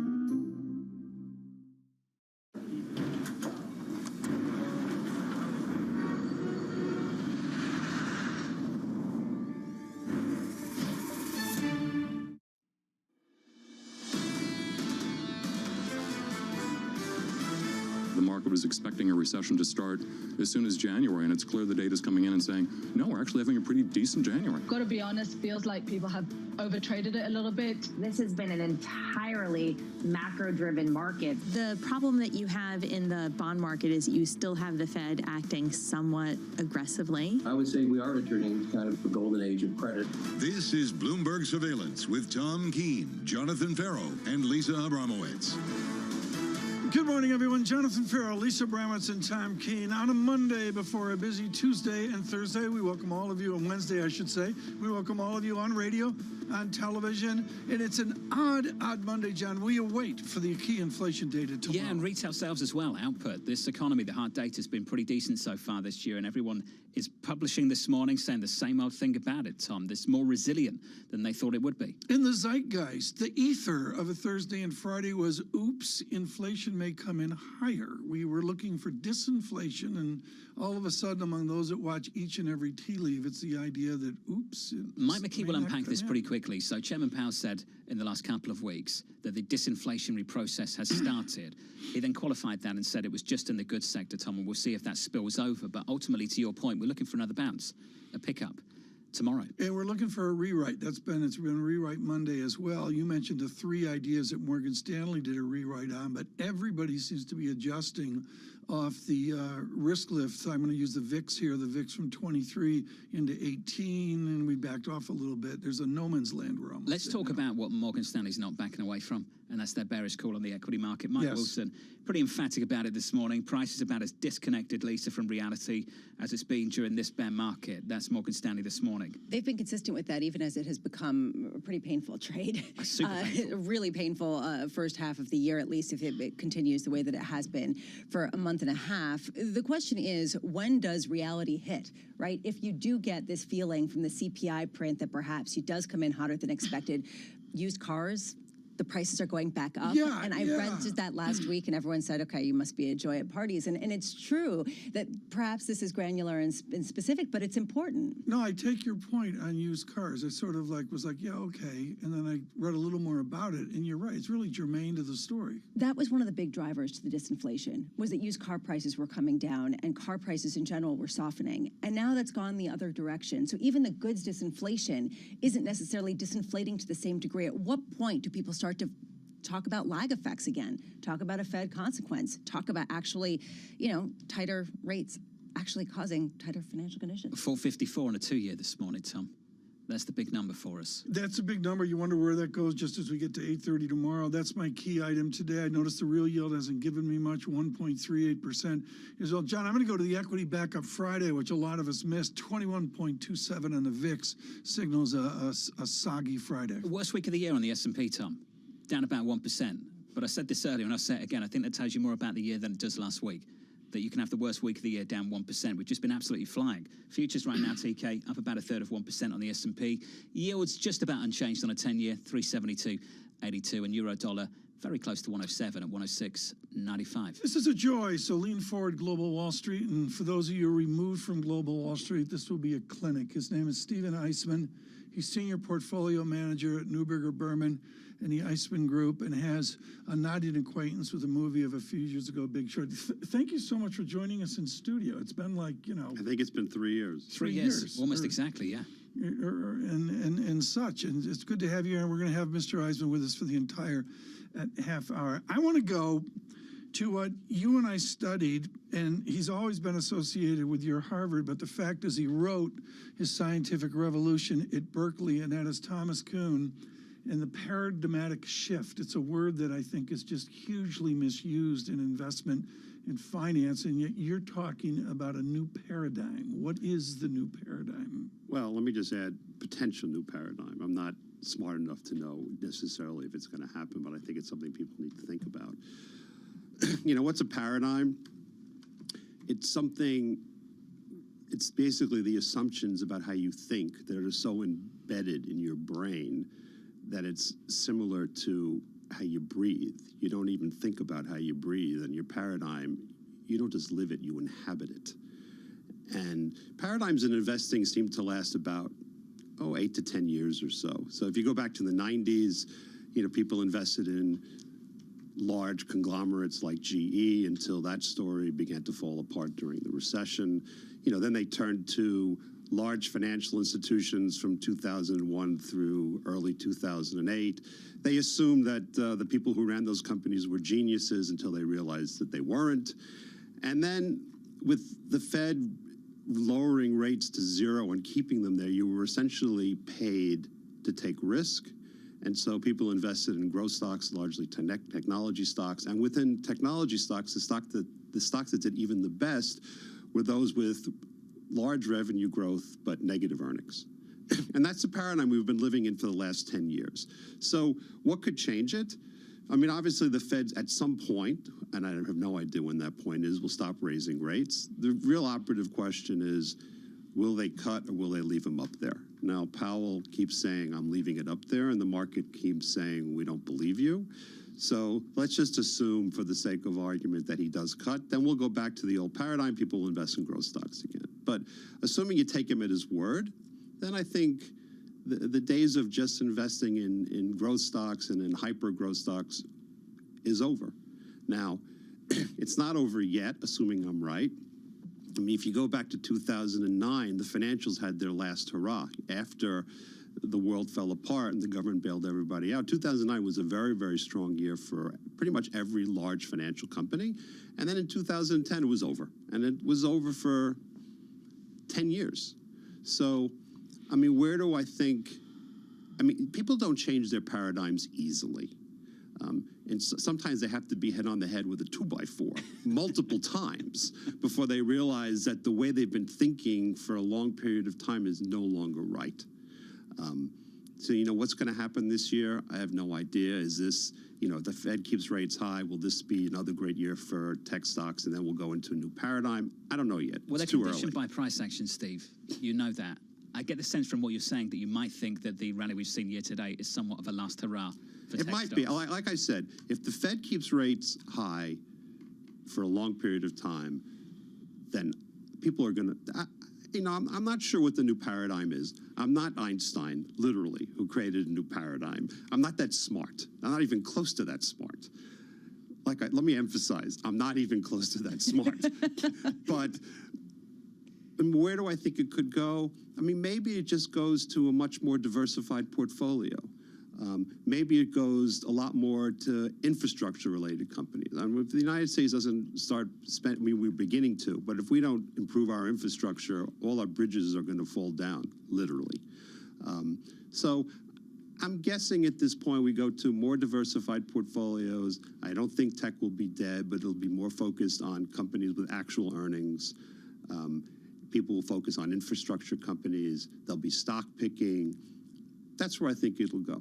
Call me in a year, and I'll have a better idea. It's a different story. You can come back in a year. Well, I look forward to that conversation in 12 months' time. Now, Steve, it's not just about what the Fed wants to do, it's what they should or shouldn't do based on the incoming information. So, as you pointed out, in the last regime, the last paradigm, it wasn't just low rates, it was low inflation, low growth. Yes. Are there reasons to believe, based on what you've seen, that the inflation regime of the next couple of years will be higher, stickier than what we've seen in the previous 10? Are there reasons to believe that?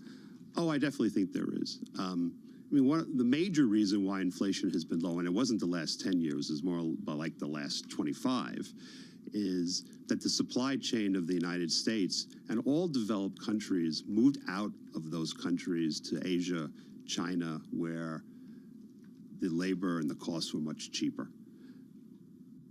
What COVID proved to everyone was that while that supply chain was cheap, it was also incredibly brittle. And this is a 2x4 on multiple times. So companies realize they can't have a brutal supply chain because it means that if something happens, they'll have no products. So you're getting supply chain moving back to the United States and other developed countries. That means that, the underlying, so you'll have a more resilient price chain, but prices will be higher. You are famous for The Big Short back during the home mortgage crisis. I was. Is there another Big Short type of trade in this paradigm shift? Well, it's not in the financial sector, if you're talking about negative. I would give applause to the vice chairman of supervision, the first one, Daniel Tarullo, who completely changed the banks, lowering risk, killing leverage. So whatever happens, it's not going to happen in the banks. I mean, maybe it happens in private equity, but I don't think, given that this will probably be just, if there is a recession, it'll just be a run-of-the-mill recession, not a calamity.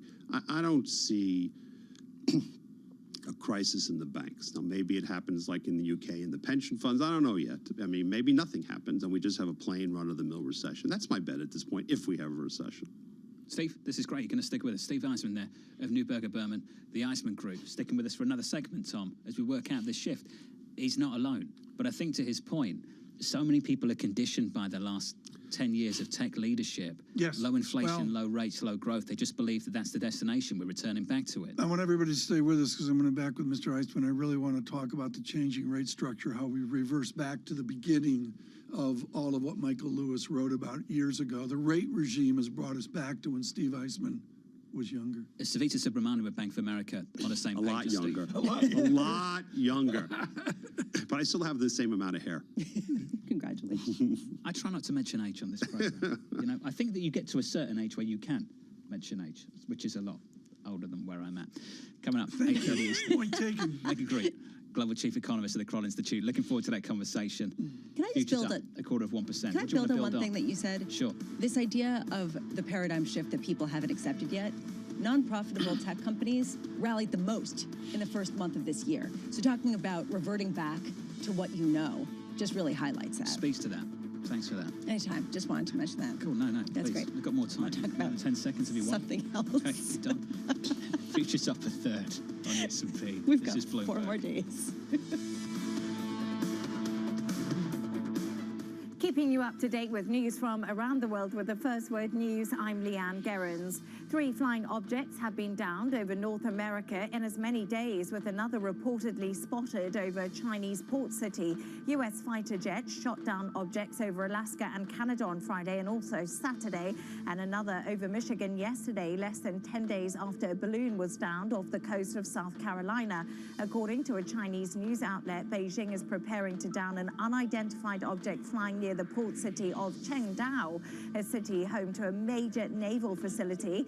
China's foreign ministry spokesman claims U.S. balloons illegally flew over China more than 10 times since the beginning of 2022. Now, an International Monetary Fund mission is starting talks with officials in Ukraine. The IMF is weighing a multi-year aid package worth as much as $16 billion to provide a catalyst for more financial aid.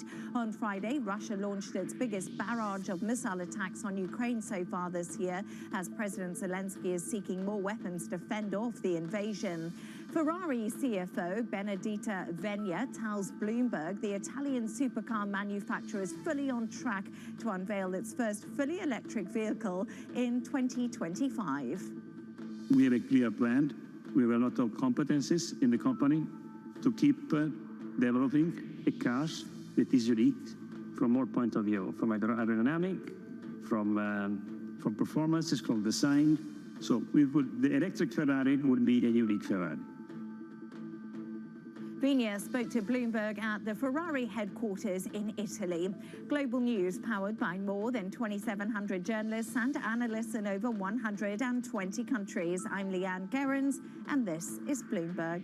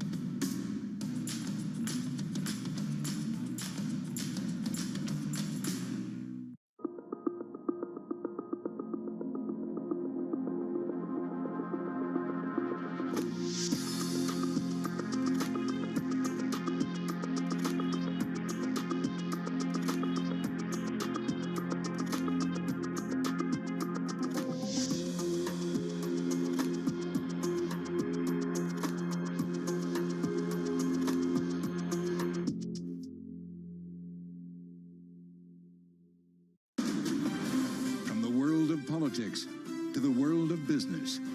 Balance of Power with David Weston brings you news, analysis, and insight from and about politics power players. Balance of Power, weekdays on Bloomberg. Wall Street prepares for the latest read on inflation. There's a huge amount of uncertainty out there. We're going to get some lumpy numbers. Will annual rates continue to fall? If we get a hotter print, how much does that really take some of the momentum out? Instant reaction on Bloomberg Surveillance. The data have come in stronger than expected. Are they literally making it up as they go? Plus an exclusive interview with Richmond Fed President Thomas Barkin. It just makes sense to steer more deliberately. February 14th might have something to say about that. Inflation in focus today on Bloomberg.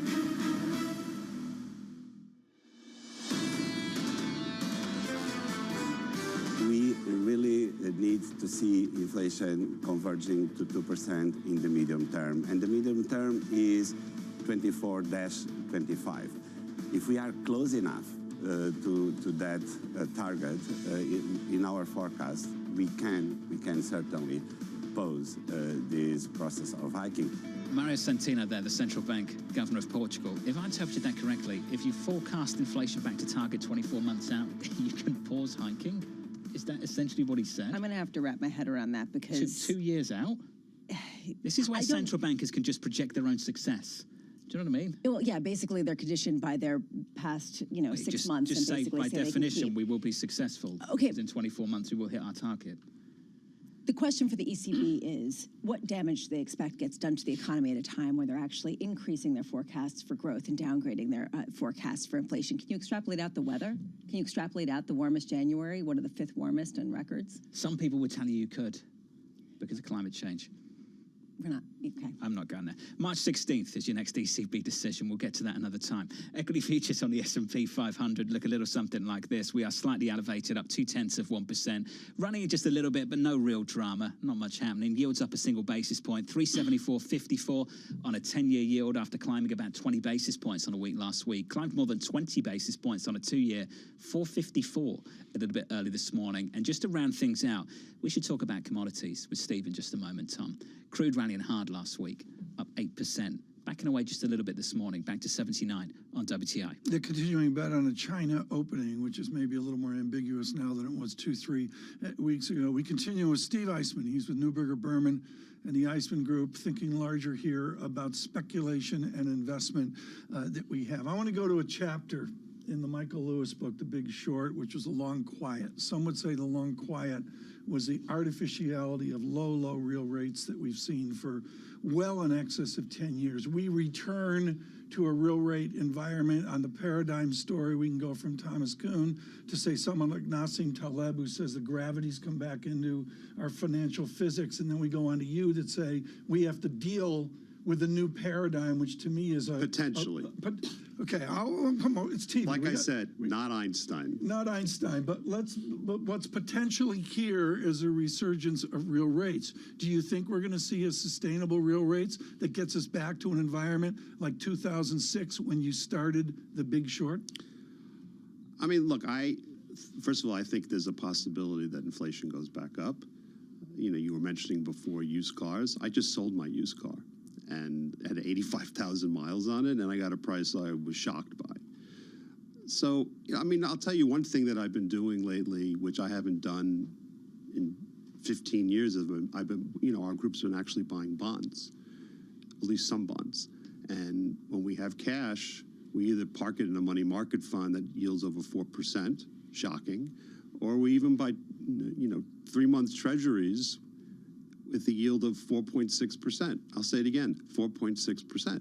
So, as long as rates stay high, the old paradigm of, what was it called? TINA, there is no alternative. It's not true that there's no alternative. I mean, when we tell our clients you can have something at very short-term duration with a yield of 4.5% with zero risk, they're happy to park some cash. Dan Skelly of Morgan Stanley said the same thing this morning. Get paid to wait now, quite literally. 5%. Yes. 5%. So we've had these big moves in the equity market. Can we talk about the mix of what you're like in equities at the moment? The likes of Rio up more than 30% from the lows at the end of October. We're starting to see the miners outperform. We're starting to see the old economy outperform. We've bought some miners very recently. I mean, it's partially an infrastructure story. I mean, if you look at a chart of those stocks, I don't think they've done anything in 20 years. So, assuming that the resurgence of infrastructure continues to occur, the miners will do pretty well here. Do you think that there is a bet to really go much more into bonds and cash, even as you play in some of the old economy that's coming to the fore again? In other words, can you give us a distribution that you're looking for? I mean, look, I think you can still invest in tech, but you have to be much more selective. We have a much more diversified portfolio right now. There's some infrastructure, there are a few financials, there's healthcare, there's some utilities, which is a story also of infrastructure. So, I mean, like I said before, the days where somebody has 40% of their portfolio in tech, I think might be in the past. I want to talk about the short-termism that's out there. You guys made a bet. I was mentioning the quiet, the chapter that was the long quiet in The Big Short. There's a short-termism out there. We've seen the last time since we've seen you in here. There's the whole meme stop thing, the SPAC thing, blah blah blah. The answer is, how does our audience get back to responsible long-term investment, given how they're buffeted every day, every week, every month by the back and forth? 2x4. Like I said before, people have to be hit on the head with a 2x4 multiple times before they start to realize that I do think the age of speculation of that intensity is probably over. I mean, if you look at charts, SPACs died. Like I said before, the high revenue growth companies with negative earnings got destroyed last year. They were down 75 to 90%. And people are pointing out that they've gone up a lot, but they've gone up a lot. When you go down 90% and then you go up 100%, the chart doesn't look that different. You've mentioned that a couple times, being hit by a 2x4. What does that look like in a market that was decimated last year, that is facing what is looking like one of the biggest pain trades in the wrong direction toward the old paradigm that we've become familiar with in the past decade? I mean, look, we're having a resurgence right now. You know, if inflation starts to come back and the Fed either raises rates more than people expect or keeps it there, people's taste for such speculation is going to erode. But like I said before, people don't give up paradigms easily. It takes time.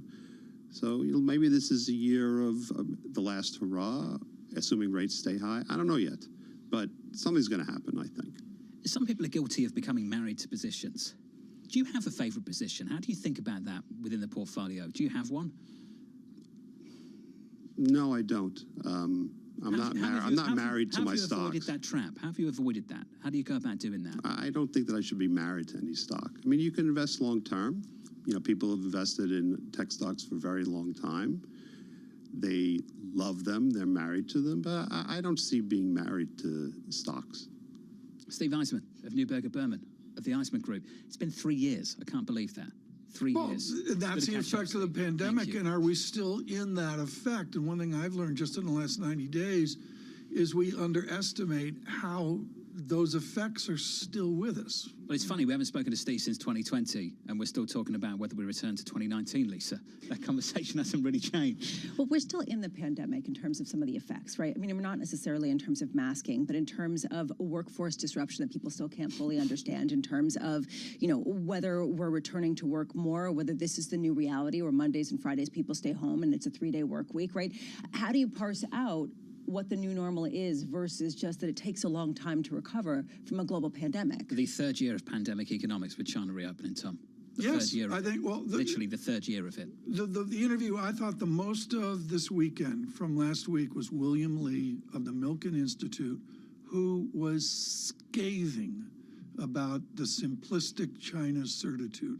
Scathing is the only word I have for it. Well, he's got his doubts about it. He's got Huge. his doubts about it. For him, he was really articulate. Which is why I mentioned They're Carl wrong. Weinberg of High Frequency Economics writing in Barron's over the weekend saying the same thing. Don't get too excited about this China reopening story. It's a warning from both of them. The domestic push of all of the consumers in China. And that really is the key point, that it's not necessarily going to trickle out. So it might be good for China's economy, but it's not going to have the global kind of thrust that it has in the past. Coming up in the next hour, looking forward to this conversation. Jim Carron of Morgan Stanley Investment Management, catching up with him and Matt Miskin of John Hancock Investment Management, and Savita Subramanian of Bank of America. Oh, good. In this equity market. We'll catch up with her around the opening bell. Your opening bell, 1 hour and about 4.5 minutes away, with equity futures on the S&P just about positive by 0.2%.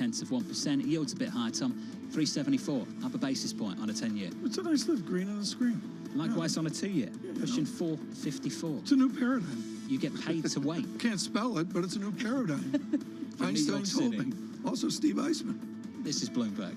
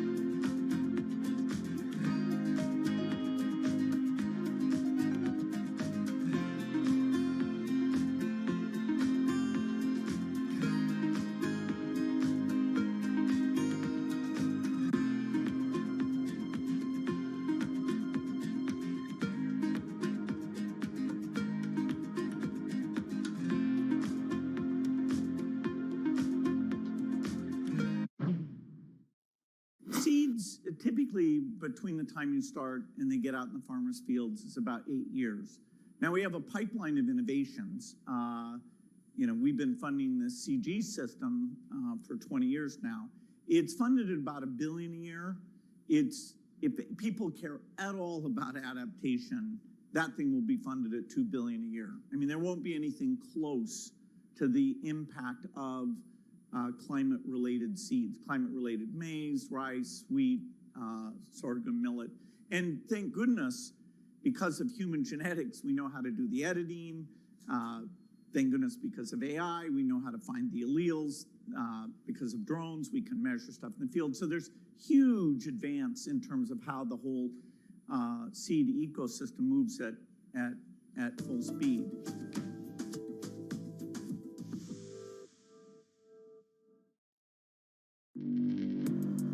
Access the financial world on demand. Hear from leading economists, policymakers, and industry experts via live and on-demand webinars, only from Bloomberg. Start exploring to see what's moving the markets. Visit Bloomberg.com/webinars.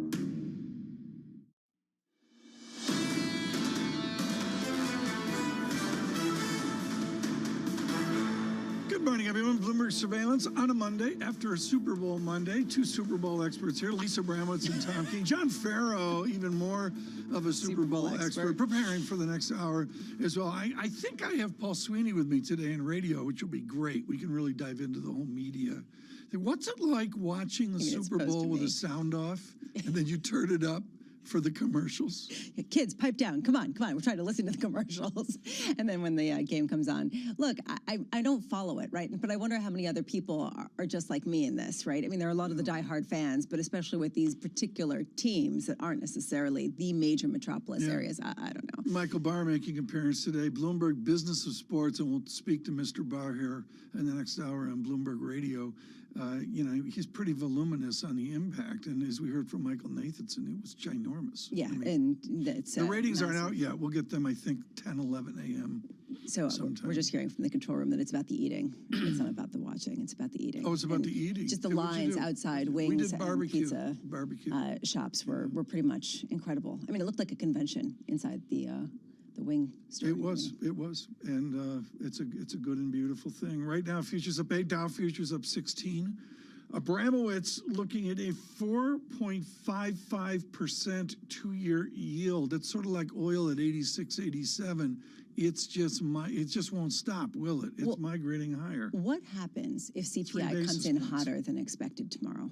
What happens in the last 3 days? That's percolating. Yeah, right. But as it's percolating in bonds, is it percolating in stocks? And that, I think, is the question that perhaps Friday we need to be asking. Okay, so now it's a 1% loss on the week. Whoop-de-doo, after an incredible gain, an incredible start to the year. We'll see, and we'll keep you abreast of this. And of course, we have inflation tomorrow and retail sales coming up the next day. Right now, to sum all this, to speak of the greater economics and particularly the transatlantic economics, Megan Green joins us, Global Chief Economist, Kroll Institute, with her academics here and there, her work with the Financial Times. Megan, thank you so much for joining us. You wrote in the FT, I think early December, about the recession wait. Give us an update right now on the recession we're all waiting for. Yeah, that's right. I mean, this will be the most anticipated recession we'll have ever had if it materializes. And I have to say, now it looks less likely to materialize than it did 2 months ago, for example. But I still think it would be incredibly weird if we didn't get a downturn, given the aggressive pace of rate hikes. The labor market has held up really well. And I wonder if that's to some degree a result of labor hoarding. We don't really have a great way of measuring labor hoarding. It's mostly anecdata rather than actual data. But I do think that labor hoarding could change on a dime if companies feel like their earnings are starting to turn, rates continue to go higher. Then I think they might figure, well, maybe we should lay these people off rather than trying to get through this rough period by keeping them on our balance sheet. And when the labor market declines, that's what will spark a recession. One part of your academics, Megan, is the idea of aggregate versus the modern theory of looking at this, looking at that, looking at the itty-bitty things and not the sum. What I find interesting is the parts of America booming. Torsten Slok at Apollo has a chart out this morning on booming air travel over the last 5-6 years. And yet other surveys, John Farrell mentioning one survey where half of America's flat on their backs. Are you aggregating EU, British, and American data, or do you have to break it apart? So I think looking at it more granularly is really important. In the U.S. in particular, given how weird the economic indicators are, it is worth looking at things by sector. And I do think that there is a chance that we don't get an overall recession in the U.S., but instead we get a series of rolling recessions where you have manufacturing and contraction while services are expanding significantly. Then services come off. So you get, contractions, recessions in individual sectors, just not all at the same time, so it doesn't add up into an overall recession for the economy. And that's just for the U.S. I think you also need to look at different sectors in Europe and the U.K., particularly when it comes to energy versus non-energy, given the relatively big energy shock that Europe has experienced over the past year. The idea of rolling recessions, what does that mean for inflation, given there won't be one big shock that brings down the acceleration in prices and that you could still get, growth in other areas that keep propping up pricing power? So I think that means that inflation will be difficult to bring down. I always thought that to get from 10 to 6% inflation was going to be a whole lot harder than getting from 6 to 2% inflation. I think that continues to be the case, particularly if we have parts of the economy that are remaining buoyant and so are providing demand as the Fed is trying to lean against demand to bring it back into line with supply so that we stop getting an acceleration in prices. So I think it will just mean that inflation is more persistent than we had previously thought. I also think it's worth thinking about what inflation looks like when the dust is finally settled on the pandemic, on the war, on supply chain disruptions. And I think there's been relatively little thinking done on that, but I do think that, if you believe that we lived in secular stagnation and that was driving low inflation, low rates, low growth, and it was based on an excess of global savings, we're all going to be spending a lot of money on defense, on the green transition. That could fundamentally be moderately inflationary at the end of the day. We could be deglobalizing. I think that's overblown, but on balance, that will probably be a bit more inflationary. So when the dust is settled, inflation may also be persistently higher than what we had before the pandemic. There are a lot of different ideas here, and people are trying to parse through them. Probably the reason why people aren't talking about them more is because it's so difficult to quantify. Bill Dudley, formerly of the New York Fed, just out with an opinion piece talking about perhaps the Fed could go higher in terms of a terminal rate and keep it there for longer. What are you modeling out in terms of what you expect versus market expectations? How will you know what the sense is given whatever lag effects might already be in the system? Yeah, I wish we had some metric for figuring out exactly what the lag is for monetary policy feeding through into the real economy. We just don't have a great handle on it. But I will say that I think the markets have been mispricing the Fed for a while now. So I think that Fed rates could get a bit higher than the markets are pricing. They could go a bit higher than even the Fed is pricing. And the markets are still pricing in cuts this year. I think that's unrealistic. I think the Fed will keep rates high through this year, maybe start to cut next year. It depends entirely, of course, on what the economy is looking like, whether we're in recession, going into recession. I don't think we'll be going into a recession in the first half of this year. So I think it will take a while, thanks partly to the huge cash buffer that companies and consumers have off the back of stimulus measures when the pandemic hit. So, I think that could be pushed out even further. That could be pushed out into the beginning of next year. So I think the Fed will hike more and keep rates higher than the markets are pricing. Megan, to your focus on the United Kingdom, how many degrees of freedom has Governor Bailey lost? He's declaring victory. He was almost Churchillian, I thought, there is, in the last meeting as well. How constrained is Governor Bailey in working with the oddities of Brexit and the United Kingdom? Well, Brexit is clearly causing a lot of uncertainty in the UK economy, and I think that's probably been a drag on business investment, which really leveled off after the 2016 referendum and hasn't bounced back since. And that's a drag on productivity growth. You can have wage growth, and it doesn't have to be inflationary as long as you have productivity growth. But what we have in the UK is really high wage growth, much higher than in the US, with much lower productivity growth. So there is a risk of that being persistently inflationary. And that's the challenge that the Bank of England really has to grapple with now. Megan, thank you for the brief. Look for your next writings in the Financial Times. Megan Green is with the Kroll Institute. Lisa, we got to dive forward. What did you say early in the, we're all staggering in after watching every ad of the Super Bowl. And you said basically Monday was a waste of time or something, to paraphrase. Well, the data was a barren wasteland of nothingness, basically. Speaking of barren wasteland, that would describe the Denver Broncos. Let's get a Super Bowl update here. Why don't you bring in our next expert? Well, that makes me feel good. Yeah. Michael McKee with us, and it won't be a barren wasteland. Denver Broncos tie on the radio, the orange. No, this is actually, Tom, this is deliberate. I'm wearing the New York Mets colors and my Boston Red Sox cufflinks because football season is over. So you just got decked out in all of your baseball gear, and you're like, let's go. Let's go. All right. Thank you for that, Michael McKee. That is our public service announcement for the day for baseball. I am curious, though, what we're looking for tomorrow and how likely it is that it could be a surprise to the upside in a way people really weren't counting on a bit ago. Yeah, I wonder how much they're not counting on it, but it does look like if it's going to be anything, it could be a surprise to the upside for a couple of reasons. One, we know that energy prices have gone up, and we know used car prices have gone up, but it takes a while to get into the numbers, so we're not positive about how that's going to affect it. But what's really going to affect it is a couple of statistical changes.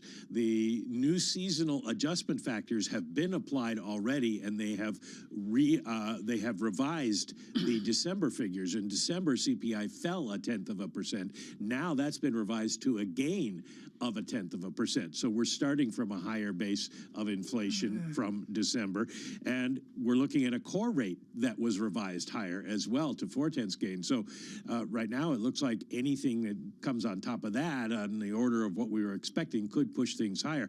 They're also changing the weights.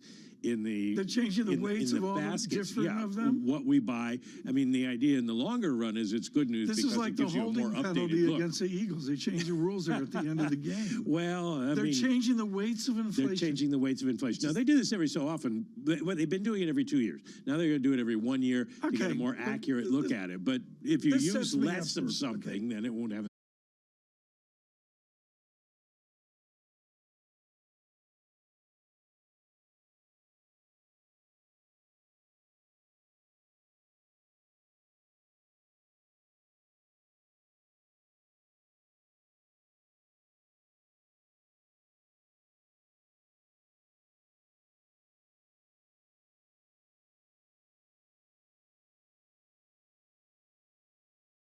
breaking news. Well, this has been rumored for a while. Qatar is evidently preparing an imminent bid for Manchester United, and Manchester United shares are surging at one point more than 6%. They're a publicly traded market. Yeah, there they are, more than 6% gain, but this really builds what we've seen in terms of Middle East oil money coming into the English football sphere. I'm glad it was really important breaking news to interrupt you. And that was, I mean, for this show, that's like the number one. Wow. That's more than a balloon. We say thank you to McKee, who saved us Friday with the Celtics chat. That's true. Stay with us. This is Bloomberg. Good morning.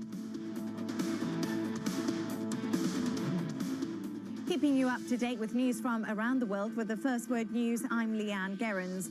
Turkey is collecting blood samples to identify the victims of the 2 earthquakes that struck the country's southeast a week ago. The death toll is nearing 35,000 people in Turkey and neighboring Syria. A Turkish business group estimates that the economic loss from the earthquakes could reach $84 billion. Meanwhile, Turkey has now widened its investigation into contractors after the collapse of buildings. Now, an internal review at Deutsche Bank found that some employees deliberately circumvented controls to make big profits by mis-selling products. Bloomberg has learned the probe, known as Project Teal, showed that some employees on a London-based foreign exchange desk sold derivatives to small and medium-sized Spanish companies, even though they knew that the products were too complex for those particular clients. Goldman Sachs CEO David Solomon is reported to have said that he should have acted sooner to cut jobs. The FT says he told a private meeting that the layoffs would have been less drastic had he reacted when signs of a slowdown slowdown really began to emerge in the second quarter of last year. Goldman is slashing 6.5% of its headcount, one of its largest rounds of job reductions ever. The Kansas City Chiefs beat the Philadelphia Eagles 38-35 in the Super Bowl. Patrick Mahomes helped deliver the win with an injured ankle. He threw 2 touchdown passes in the fourth quarter and ran 26 yards before Harrison Butker kicked a 27-yard field goal with 8 seconds left, leading the cities to victory. Global news powered by more than 2,700 journalists and analysts in over 120 countries. I'm Leanne Gerrans, and this is Bloomberg.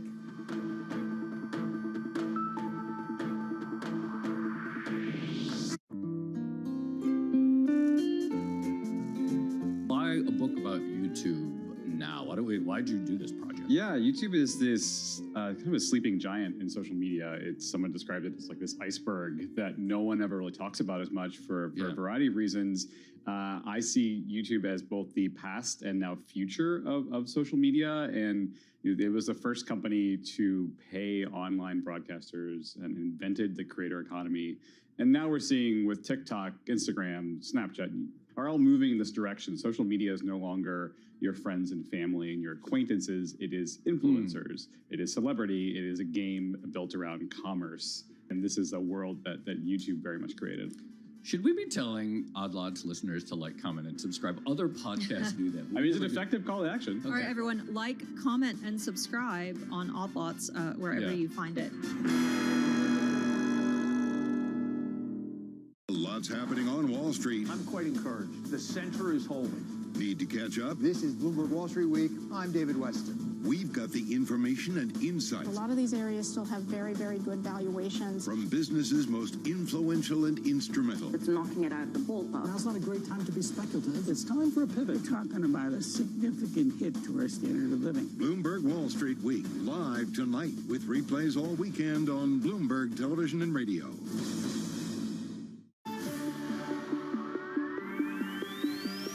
When innovation strikes, Bloomberg Technology is there with the news and analysis you need. Every weekday, only on Bloomberg.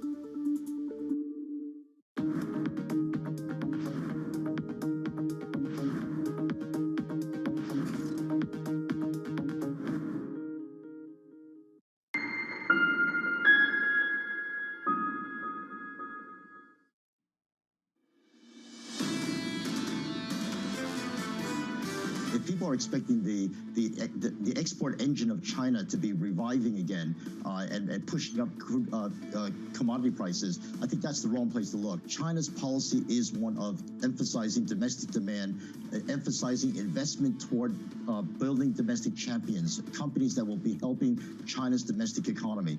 As I mentioned earlier, bottle it. If you care about China, go see our digital representation of that interview with William Lee. He's chief economist at Milken Institute with service to the nation with the International Monetary Fund, and he was absolutely scathing about the certitude we have, our simplistic treatment of China analysis. Lisa, I really can't say enough about what Bill Lee said. You're basically saying it doesn't really matter what the official numbers are out of China. It's not going to have the same kind of effect, ramification, play out as many people are pricing in with the rest of the world's economy. On a quiet Monday, Lisa Bramwitz and Tom Keene stay with us as we frame out where we're going. Thank you, Megan Green, for the treatment there on inflation with Michael McKee and others on the retail sales on Wednesday. But there's much more going on as well. What a highlight for us to begin the year looking at the risks that Eurasia Group sees. It's really a wonderful, informative way for us to kick off the year. And we do that with Ian Bremmer, who I believe did not have a risk like this in his Power of Crisis. Dr. Bremmer joins us this morning, of course, the force at Eurasia Group. Ian, this is incredibly difficult. You and I have talked about this over the years.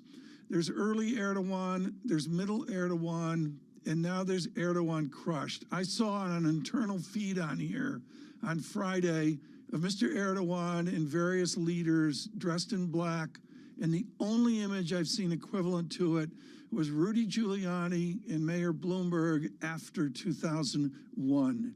How does Mr. Erdogan and the people of Turkey regroup off 30,000 dead in southern central Turkey? You can't.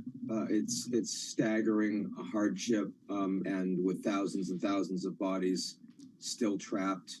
And the survivor stories, of course, everyone at this point feels like a miracle. But the devastation being felt by Erdogan, and of course across the border with much worse infrastructure as well in Syria. It's really, it's hard to fathom, it's hard to talk about. But of course, on your show, we're also talking about elections that are coming up in Turkey in May. And the fact is that Turkey has limited democratic institutions. This allows Erdogan to have a lot more control over what his people see over the media, as well as how well the opposition can compete against him. And the reality of this devastation also means that the opposition has had to wait in coming up with their own, the consolidated candidate, opposition candidate. So they're not able to run their campaign because everyone, of course, is now having to focus on this horrible, horrible tragedy. So, I mean, much as it pains me to say this, the reality is that Erdogan comes out of this crisis a little bit more likely to be reelected. Does he re-embrace, Ian, a view to the West and NATO? Does he look north within the very complex Black Sea politics with Mr. Putin? Or does he look south as he always wanted to be an international voice in the Levant? Well, let's first of all recognize that even before this earthquake, Erdogan was perhaps one of the most effective international interlocutors between Putin and Zelensky. He helped facilitate the Black Sea food deal, the only piece of good news really that's come out of this war over the last year. So that engagement has been helpful and the Americans appreciate it.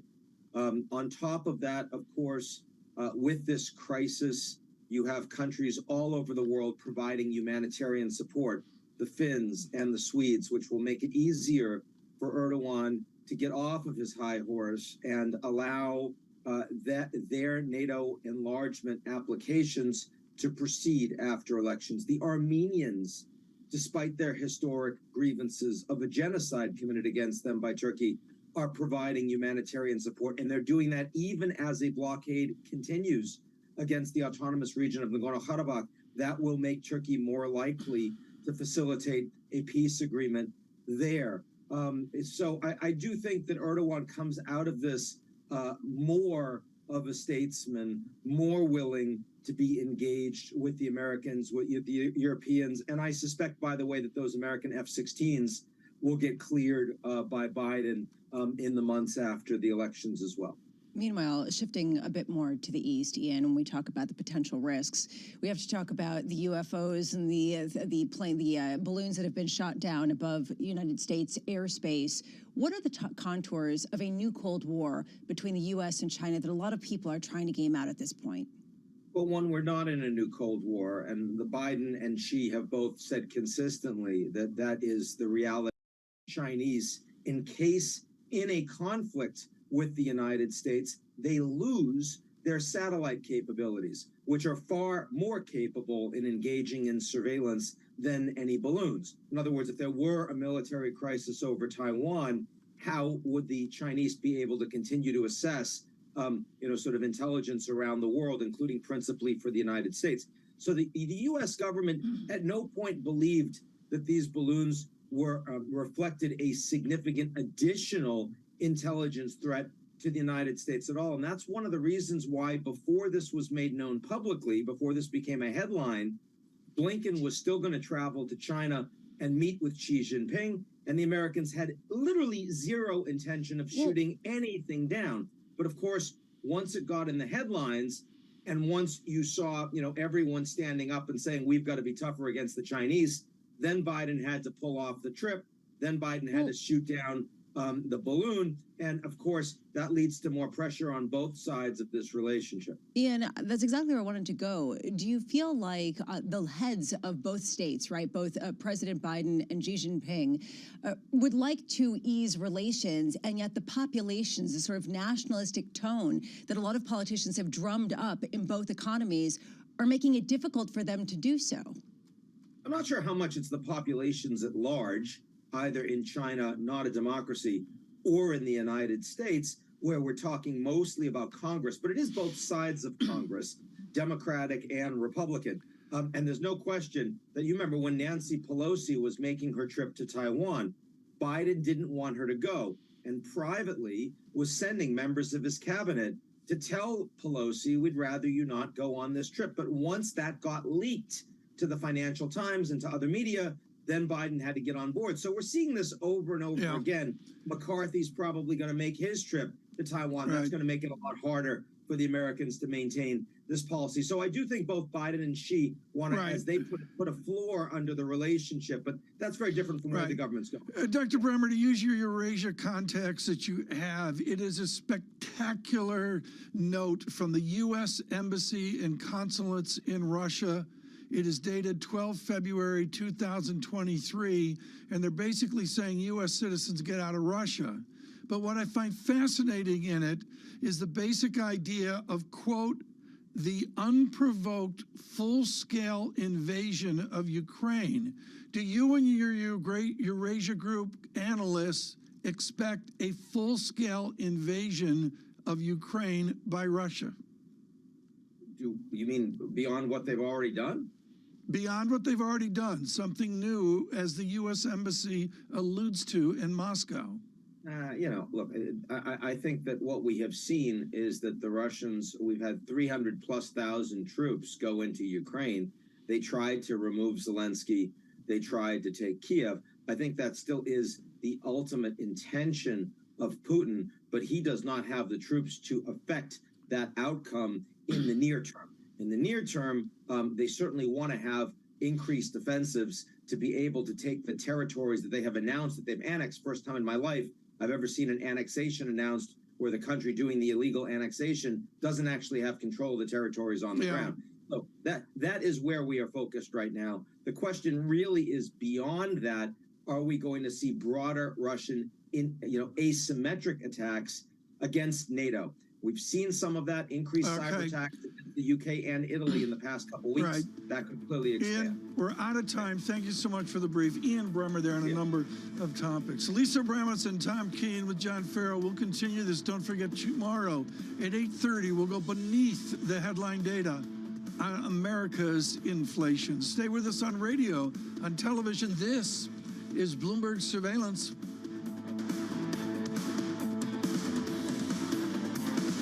The top names in business are on Bloomberg. I think the future of autonomy is real for civil. It's going to take time. Everyone's got to build confidence. We need a certification process that we all have faith and believe in. As you may know, we have an application on an all-electric autonomous airplane we refer to as WISC. There's so much to learn, so much to do, but it is being done. Nobody covers business like Bloomberg, your global business authority.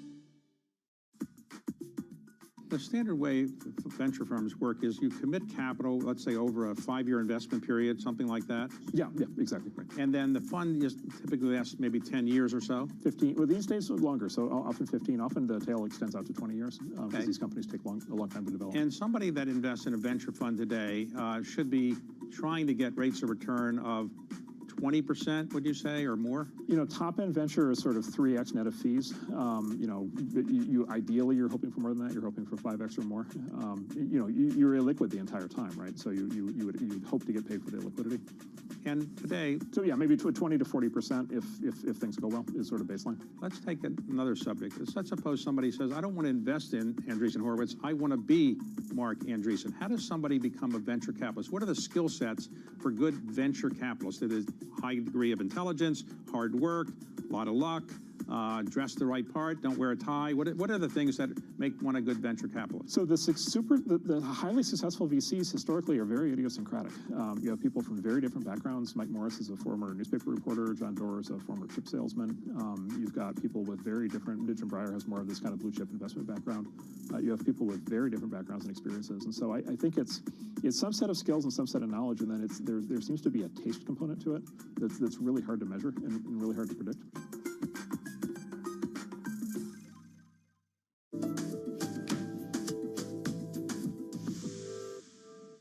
We have only 8% of the ocean protected today. And our Earthshot is, as Patty said, 30 by 30. 30% of the ocean, at least 30% of the ocean protected by 2030.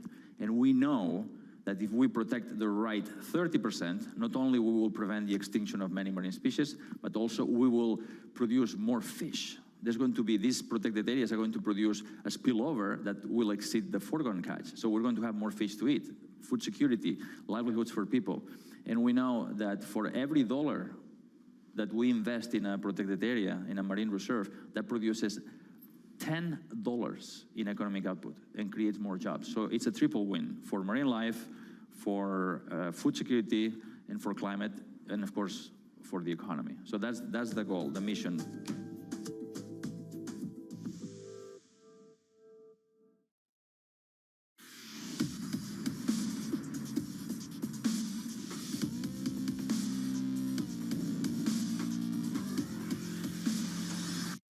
Trying to bounce back from the worst week of 2023. Live from New York City this morning. Good morning, good morning. Equity futures up about 0.1%, counting you down to CPI. The countdown to the open starts right now. Everything you need to get set for the start of U.S. trading. This is Bloomberg, The Open, with Jonathan Farrow.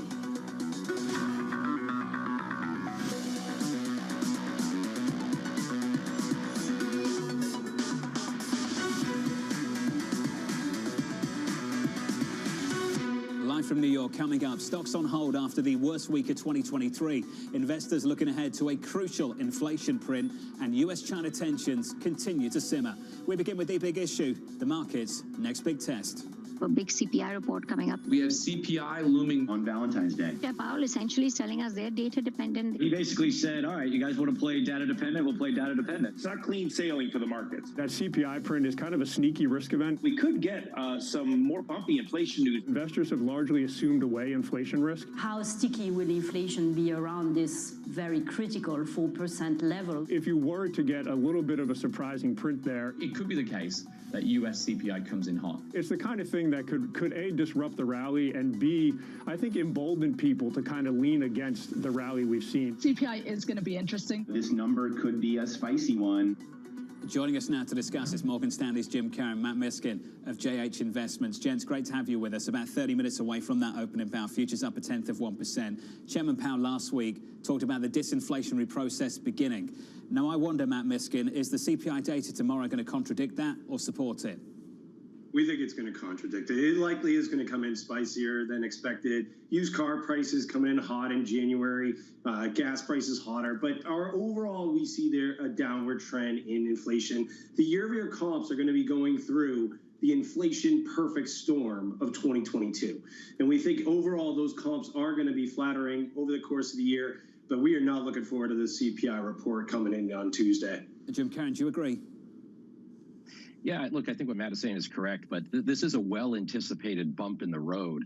And essentially, I think a lot of people are expecting this number to come in stronger. So maybe the bar is set a little high to surprise to the upside, but you know, if it comes in a little bit lower, then maybe there is some positive reaction in asset prices as well. I think it's important the way that Powell has been framing the discussion, that it's really more about trend inflation moving lower, and we do think it is going to decline over the first half of the year for sure. It's not just CPI data this week, it's retail sales as well, and the hard data has been pretty tremendous year to date. I was just going through the research this morning. Matt Miskin, this from Mike Gapen of BofA. The US economy is revealing itself as difficult to slow down. Andrew Hollenhorst of Citi on the same page, data pointing to a longer expansion. Vishy Tirupattura of Morgan Stanley, Jim Karen's colleague, we think the hard data are too strong for this Fed to look past. Now, Matt Miskin, if you're in that camp where you think this economy is going to slow down, where's the evidence for it? Yeah, so monetary policy works with a lag. What we see from economists right now is that is the biggest miscalculation, is that right this time last year, interest rates were zero. And we still were living off 2021 stimulus, and you had, basically an economic boom. But what we're seeing is over the course of last year, the Fed raised rates aggressively. The yield curve inverted in the middle of last year. Usually it takes 12 months after yield curve inversion and after tighter monetary policy for it to show up in the economy. Monetary policy works with long lags. 1 to 2 years. That's going to likely show up in middle of the year. And that is going to put dampening, basically higher interest rates will cause dampening growth in our view over the course of the year. We still see a recession in the back half, but we would not, go over your skis and risk assets just because January has been a little bit better than expected. So, Jim, there are two responses available to anyone who has to answer that question. One is what Matt just did, which is there are lags, and it will show up eventually. The other response is we're just not sufficiently restrictive. How do you come down on this one? So, in some ways, it could be that we're not sufficiently restrictive, but I really come down on it in terms of just thinking about the expectations in the markets and the pricing. I think that there was a large expectation that we would see a dip or decline, significant decline, whether it was in jobs or the economy in the first half of the year. And so far, the evidence, it's not showing that. John, as you just said, some of the data coming out is much stronger than people expected.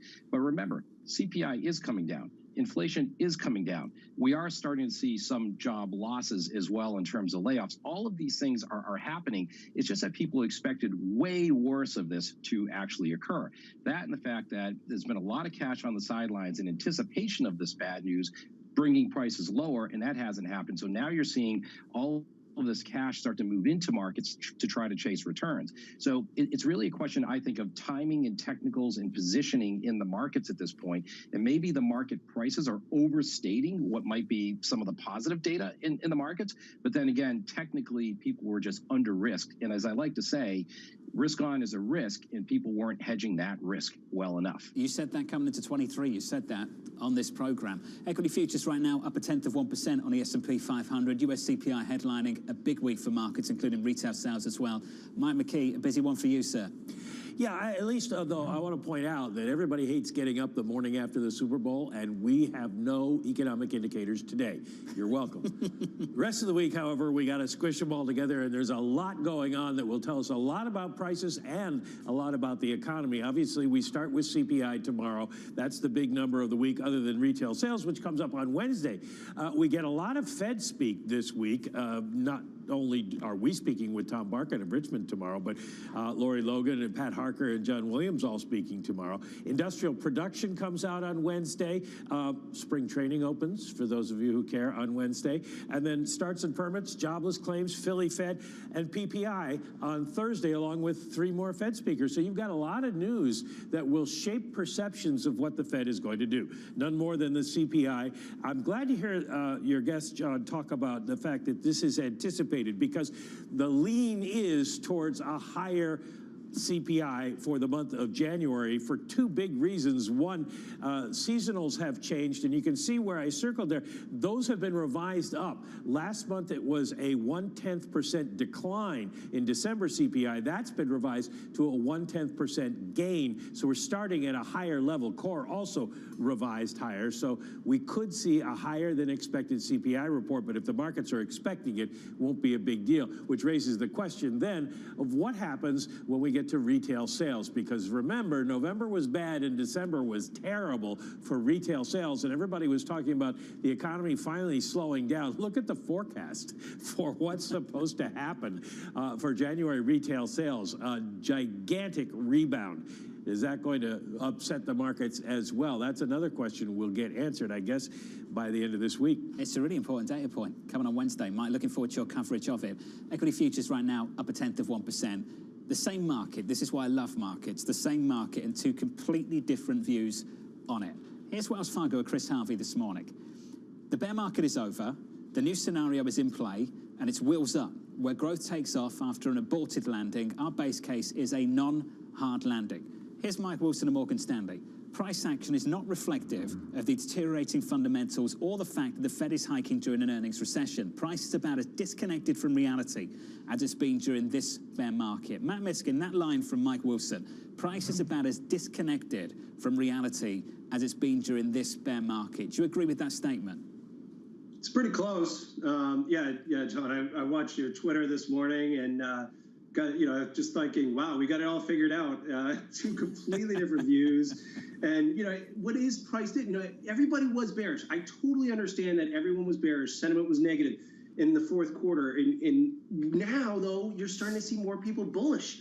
you're getting these, it's no landing. It's no landing at all. We're not going to see a recession. I think, you just got to be mindful that things work with a lag again, in that right now we're trading at very high multiples. The S&P is trading at about 18 times earnings. That is an elevated price to earnings ratio. We're trading at, in terms of high yield spreads, credit spreads, they're 400 basis points. They came up a little bit last week, but still historically tight. There's other risks out there. There's geopolitical risk. There's, other risks in terms of the economy that we don't think is really priced in at the moment. And so we are still with a modest, cautious tilt in terms of our views, a bit more defensive, and looking for higher quality options across portfolios. Matt, I'm guilty of throwing around a term that is still pretty loosely defined, but let's build on it if we can. No landing. If we get a so-called no landing, one, tell me what that means to you, and two, is that bullish or not? Yeah, so I mean, right now, if you win, you kind of lose. And I know that doesn't make a lot of sense, but what I mean by that is if we don't get a landing, which means that the economy doesn't even slow, that the economy just continues to go quickly and grow, then the Fed's going to raise rates more. And they're going to get that landing one way or the other.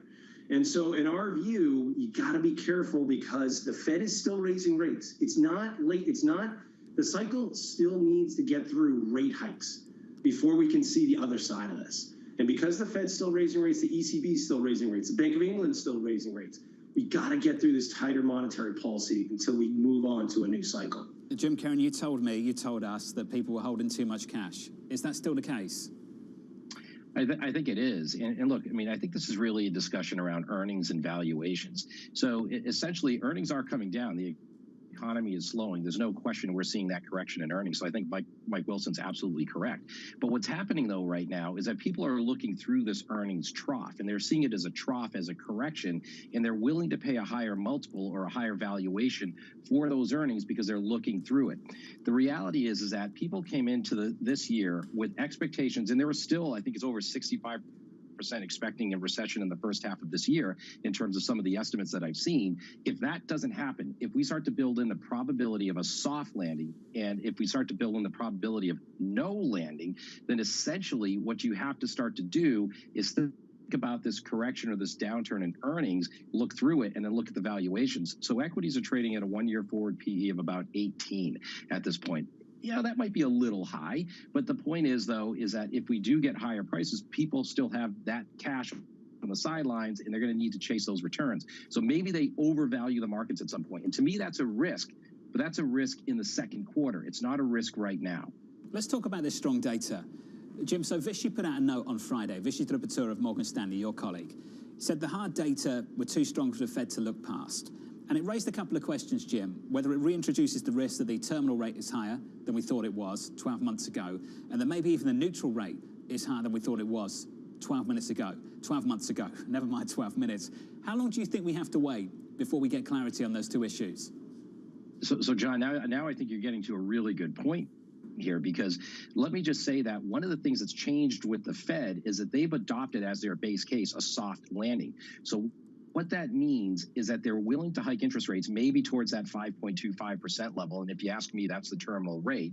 And essentially not push back against an easing in financial conditions. So if you get higher equity prices, tighter credit spreads, that was viewed as from the Fed as inflationary or a threat to their inflation view. But today, given that they believe that we are in a disinflationary environment, they're allowing themselves to look past this, and they're allowing these financial conditions to ease and let asset prices rise without feeling the necessity to push back against it. So in some ways, I don't want to say it like this, but you could have your cake and eat it too, where the Fed's terminal rate is still around 5.25%, so not too high, but just about right. And essentially, you end up getting higher asset prices. And a lot of this is because the jobs market is still very, very strong. Consumers are strong. Real incomes are going up. Revenues are strong because of inflation. All of these various things are taking place that's really changing the landscape, allowing the Fed to be a little bit easier and let these asset prices run a little higher. So, Jim, are you tactically bullish? Is that the way you'd characterize it? Yeah, absolutely. You know, we've been adding to more positive positions in our portfolios since December, and we would see the CPI event, depending on how it comes out, as potentially a tactical opportunity to buy a dip. Matt, I'm guessing you take the other side of this. Yes, sir, John. We'll take a little bit more conservative tilt. higher quality fixed income. On the equity side, we're trying to manage valuation risk and solvency risk, frankly. That's bringing us more in the mid-cap space. But to us, equity store, not a lot on sale. Bond store looks a little bit more attractive to us. Heard a lot of that coming into 23. I wonder how much of that's changed already. We'll pick up on that in just a moment. Matt Miskin, Jim Karen. We're about 20 minutes away from the opening bell. Let's pick out one stock. Man United in the pre-market. Great reporting from the team here at Bloomberg about 15 minutes ago, which says Qatari investors are set to make an offer for the club in the coming days, according to people familiar with the matter. That stock is rallying in the pre-market. Coming up on this program, flying objects stoking US-China tensions. They put restrictions on the companies who made the balloon. Does that extend to a TikTok? Does that extend to other Chinese companies that are listed here in the United States? That's where I would be focused if I was an investor. That conversation up next.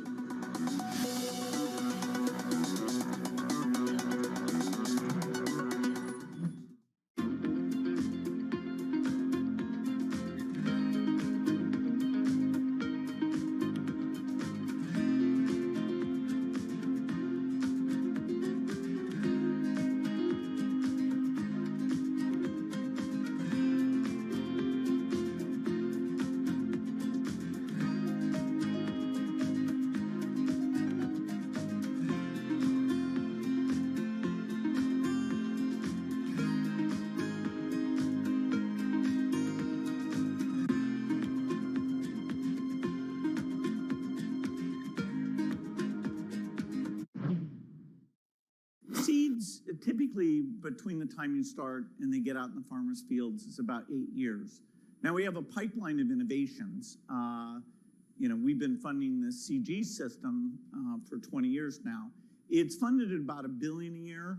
If people care at all about adaptation, that thing will be funded at $2 billion a year. I mean, there won't be anything close to the impact of climate-related seeds, climate-related maize, rice, wheat, sorghum, millet. And thank goodness, because of human genetics, we know how to do the editing. Thank goodness, because of AI, we know how to find the alleles.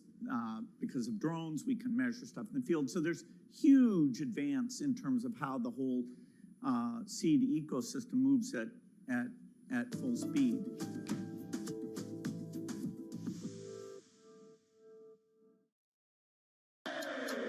This is Bloomberg Daybreak with Lee. On Bloomberg Radio. Welcome to Daybreak Australia. This is Countdown to the Close. Welcome to Bloomberg Crypto.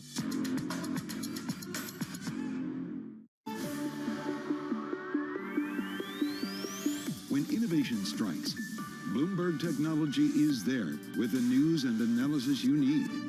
Every weekday, only on Bloomberg.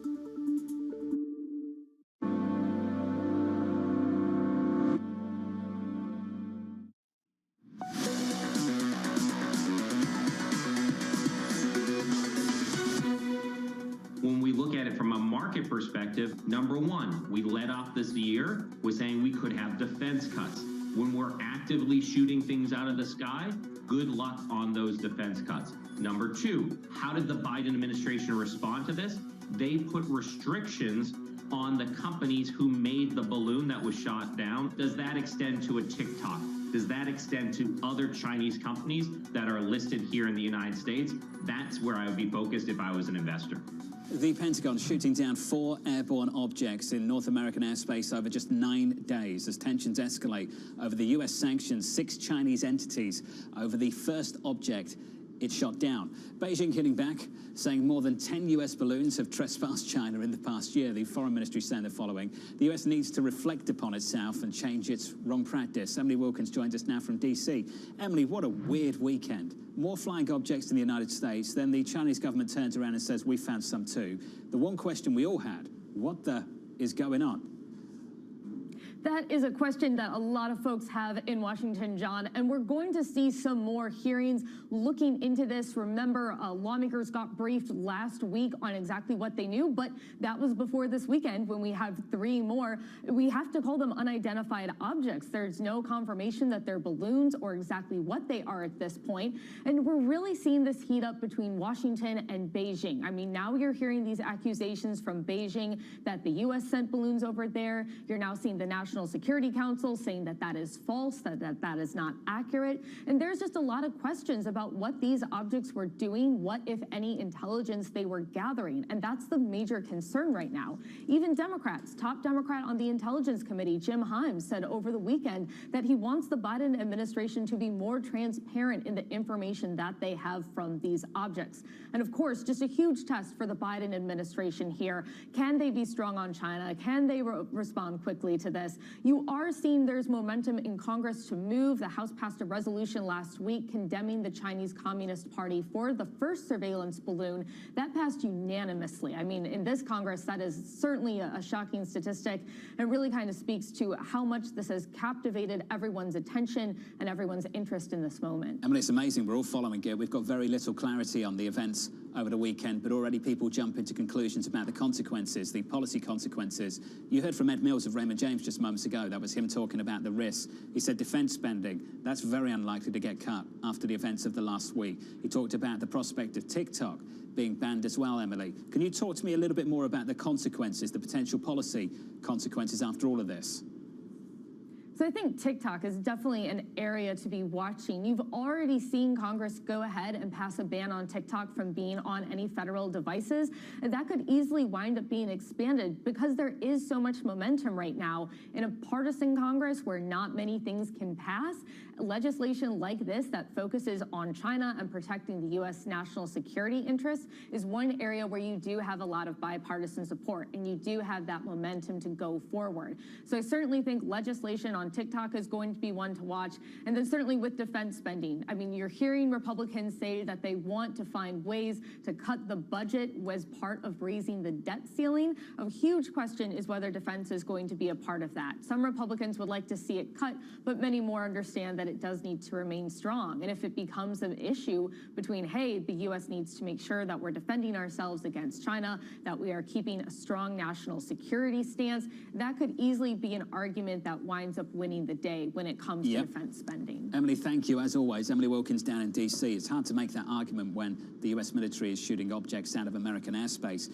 Remarkable to hear some of these questions being asked of the government. One reporter asking the government if it's possible the objects turned targets were sent by extraterrestrials, and the response from the commander of the North American Aerospace Defense Command was, quote, "I haven't ruled anything out at this point."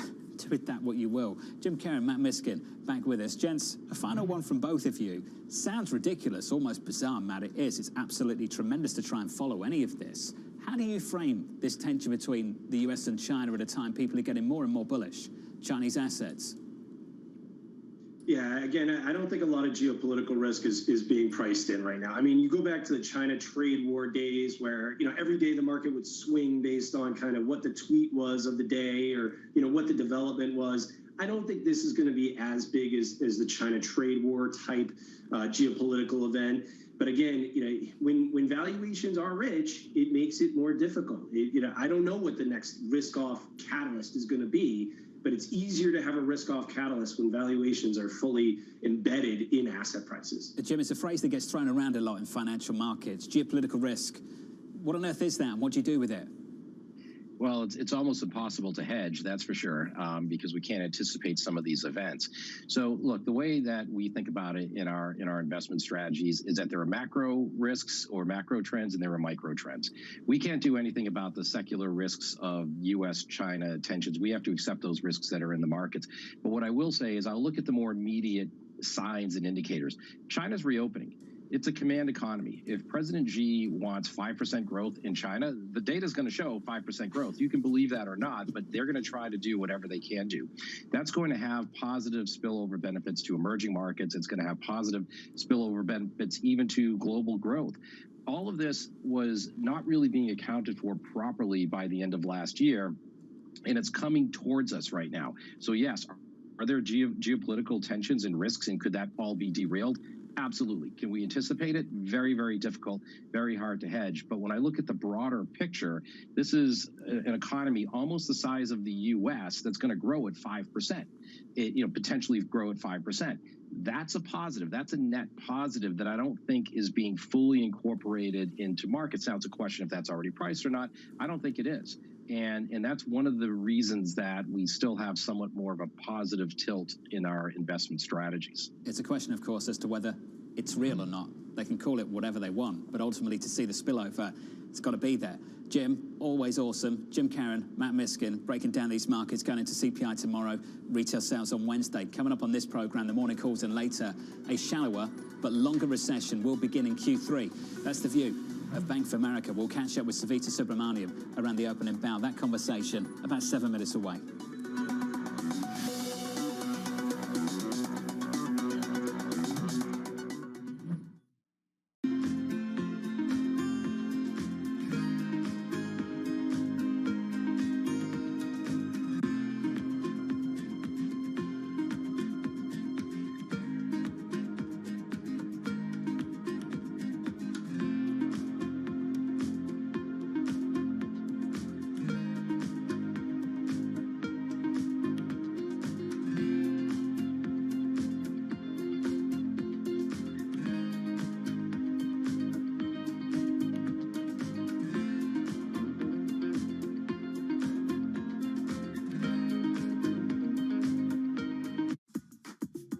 Did art conservation help you in any way to be a better investor? And should a lot of good investors learn how to be an art conservator as well, or not? I think in conservation and art history and liberal arts, I think differently than a lot of people that have just done finance. And also, I think I mentioned one of the things is to do conservation, you have to really do a lot of work, pre-work, before you actually do a treatment. And so a lot of that pre-work is very similar to what I do in due diligence for investments. Lots of testing, lots of thinking about what could go wrong, lots of research. When I was an art historian, that was in the old days before the internet, but you'd sit in the stacks and you'd pull one thing in a bibliography on this and you'd sort of, like a mosaic theory, put all these things together. I feel like I do that in my due diligence.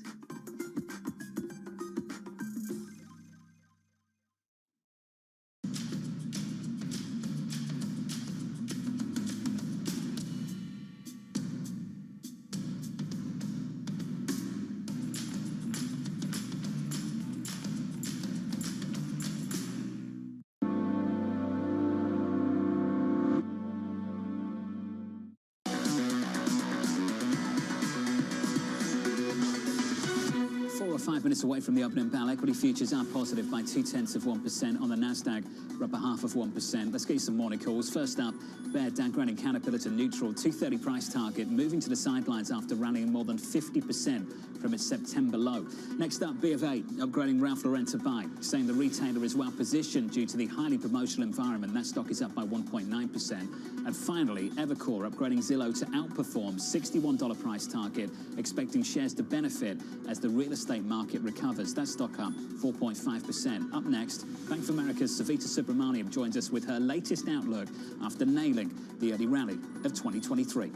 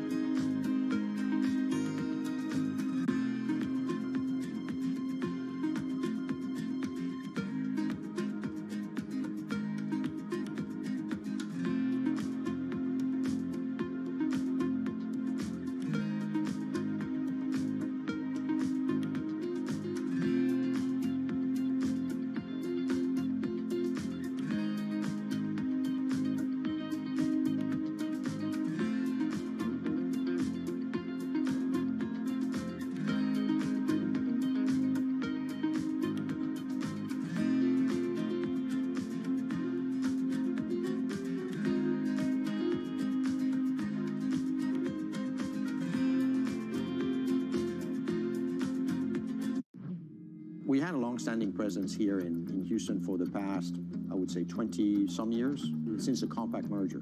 We bought a piece of land, we started building this building. And in doing so, we had to also recalibrate how we were building it because the pandemic hit us. And we thought about recreating a work environment that is very, very different, that is catered for this new structural way of working, which we call edge to office, where people don't always come to the office to work, can work remotely from their homes, their edges, but have to come back to the office for specific reasons, such as team meetings, customer meetings, and in general, collaboration. With regards to the hybrid work model, do you see that as something that will persist longer term when the pandemic is long gone? Yes, no question, this will persist.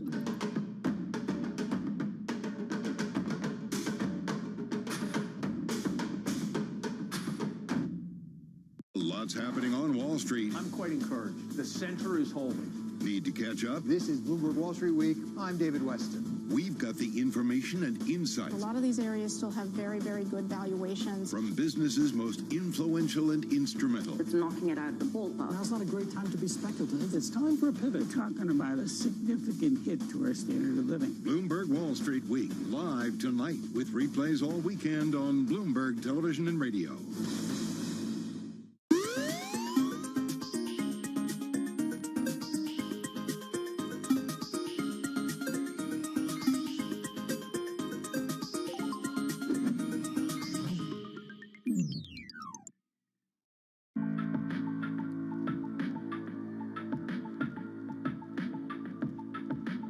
This is Bloomberg.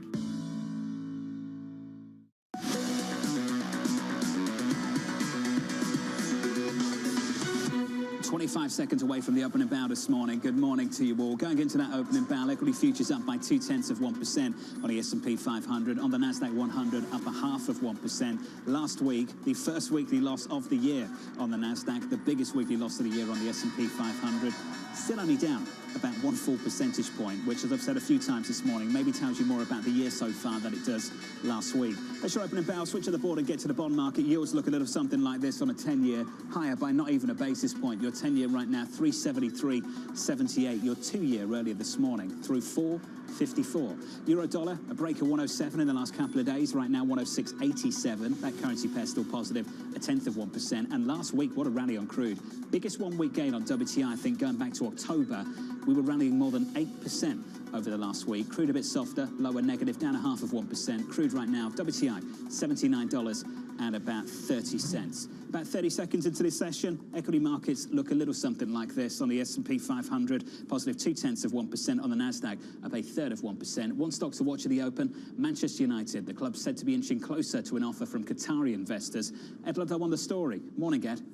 Yes, good morning, Jonathan. Stock for Manchester United back towards that $25 per share mark. What sources are telling us is that Qatar's investment authority are working with family offices in the nation to come up with this bid, which sources say will be taken to Manchester United by the end of the week. In terms of what that looks like, Bloomberg's already reported, as you know, Jonathan, that the wisdom in the marketplace is that it would have to be above £4 billion, $4.8 billion, in order to be successful. But that, in turn, would make it one of the biggest deals for a sports franchise in history. This is a long-running saga. It was back in August that Bloomberg first reported the Glazers were considering some sort of financial transaction. They confirmed that in November, and you'll remember that the stock essentially doubled when they came out with that statement saying that they were looking at strategic options, including a sale. And since then, there have been a number of developments with the Qataris coming in more recently. You'll know as well, John, that British billionaire Jim Ratcliffe had also declared his interest and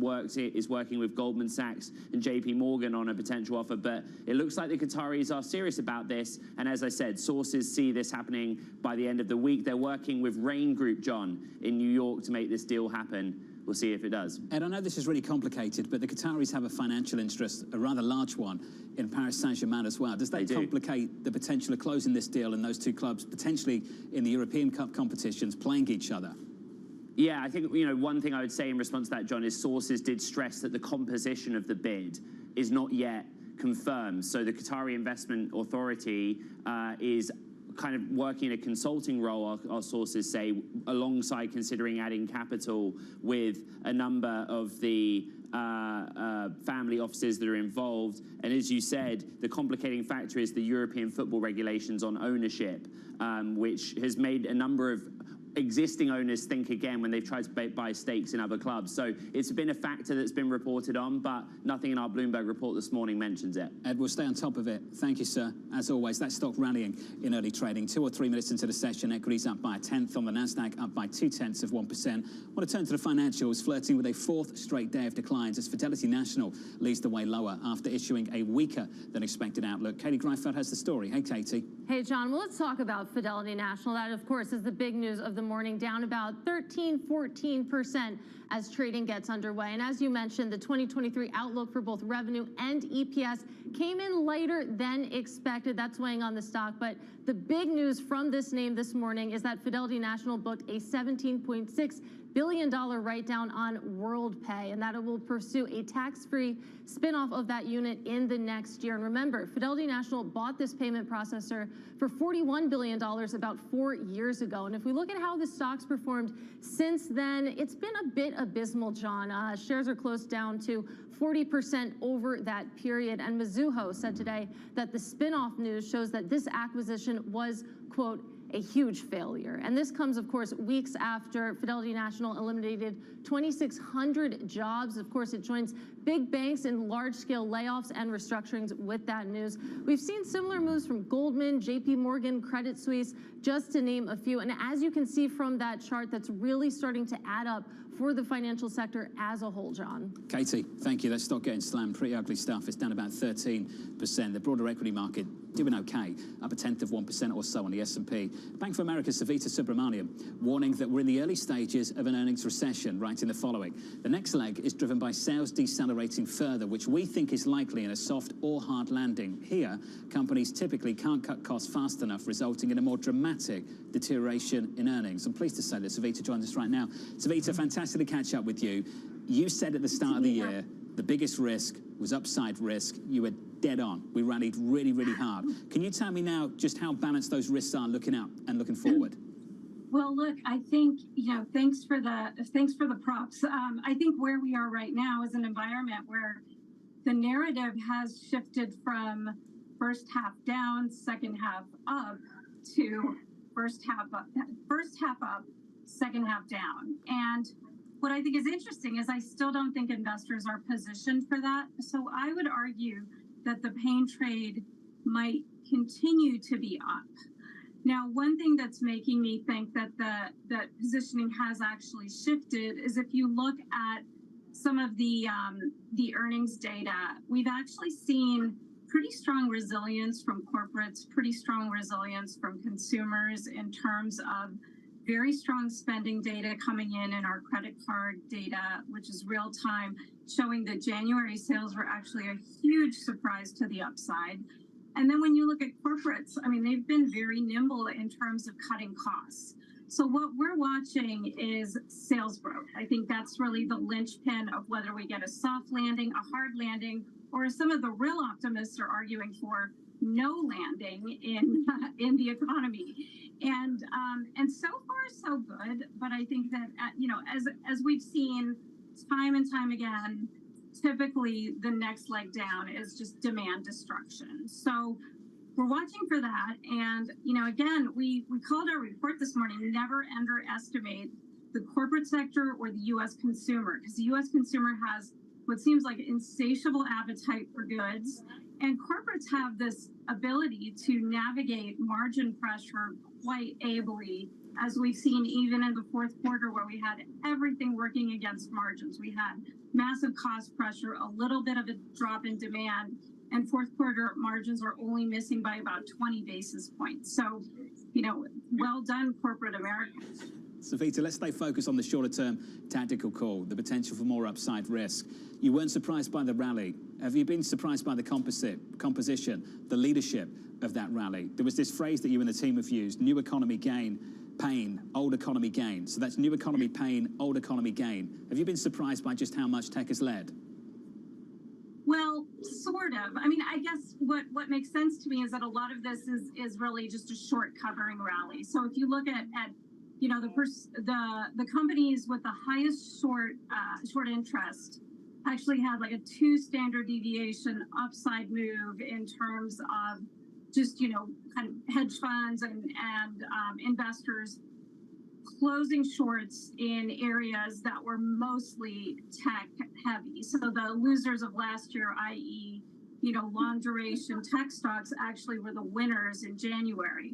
From here, I think what could be interesting is to watch a transition from, the laggards of last year to some of these, what I would call medium duration companies, cyclicals with a little bit of a dividend growth angle. And that's an area that I still think is underowned, is poised to perform pretty well in an environment where investors are shifting from looking for returns from just price appreciation to total return. A lot of these cyclical companies are still trading at attractive valuations.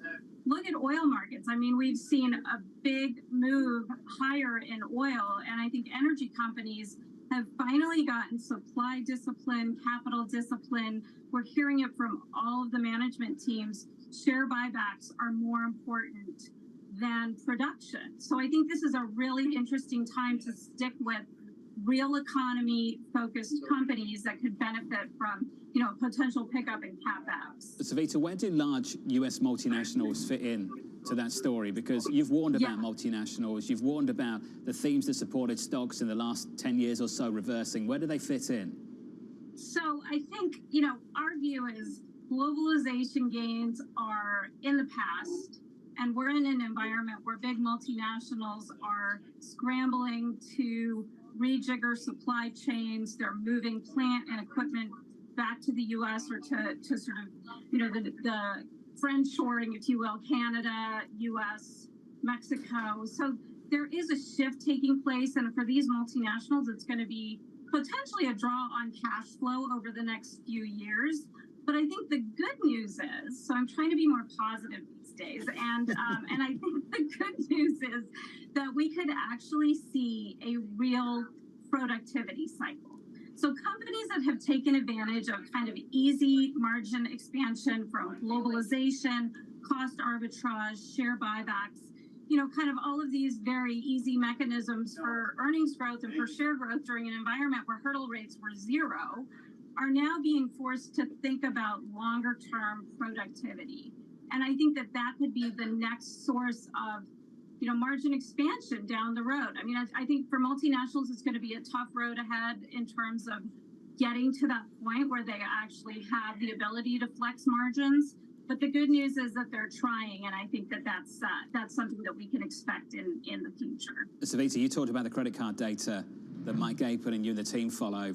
Tremendous, looking for a better retail sales print. You've pushed out the recession call. I'm looking at some of the performance of bank stocks. Your own stock is up 7% year to date. Goldman's up about the same. Morgan Stanley's up 16. Citi's up 11. You came into 23 and you said the banks are not your mom and dad's stocks. They're not your granddad's, your grandmother's bank names. Now, Savita, what's changed about them, and why do you think they can carry on performing even if growth rolls over? Yeah, I mean, I think banks are not holding the credit risk. So if we have a credit cycle, it's going to look very different from 2008 or even 2000. When you look at corporates and banks in particular, they've been shoring up capital. Earnings volatility is lower than the risk of the market. And the credit risk has actually transferred to other spots like lenders to these high growth areas. And I would argue that, private equity, venture capital, those are the areas that hold more credit sensitive and sensitivity and more rising interest rate risk than your traditional credit sensitive financials. Even commodities. Commodities usually lead to the downturn in the credit cycle. And right now, commodities look pretty healthy. So, again, I think we need to really think about throwing out the playbook from the last few recessions and thinking about what's actually happening right now. We have a strong consumer. We have corporates that are aggressively tackling bloated costs. And we have a Fed and a government that are sitting on mountains of debt. So it's going to be different.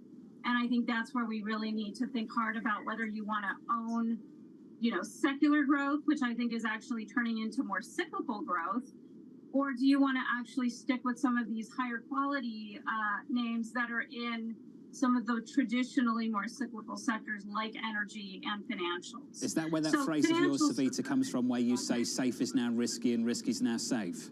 Yes, exactly. Thank you for reading our research. So safe is now risky, risky is now safe. So when you think about secular growth tech companies, they've had a great 10-year period where, the economy failed to restart. We had, secular growth was the only game in town. Now we've got an environment where GDP is, slowly but surely recovering. We've got some inflation, and tech companies have seen a massive demand pull forward during COVID and are now looking cyclically challenged as well as secularly challenged. I mean, I think the other shoe to drop for tech is just the regulatory background. When you think about cyber attacks, data privacy, this is an issue that's affecting the man and woman on the street. It's just like the financial crisis, right? The financial crisis, you saw home ownership broaden out and affect the man and woman on the street, and financials were regulated.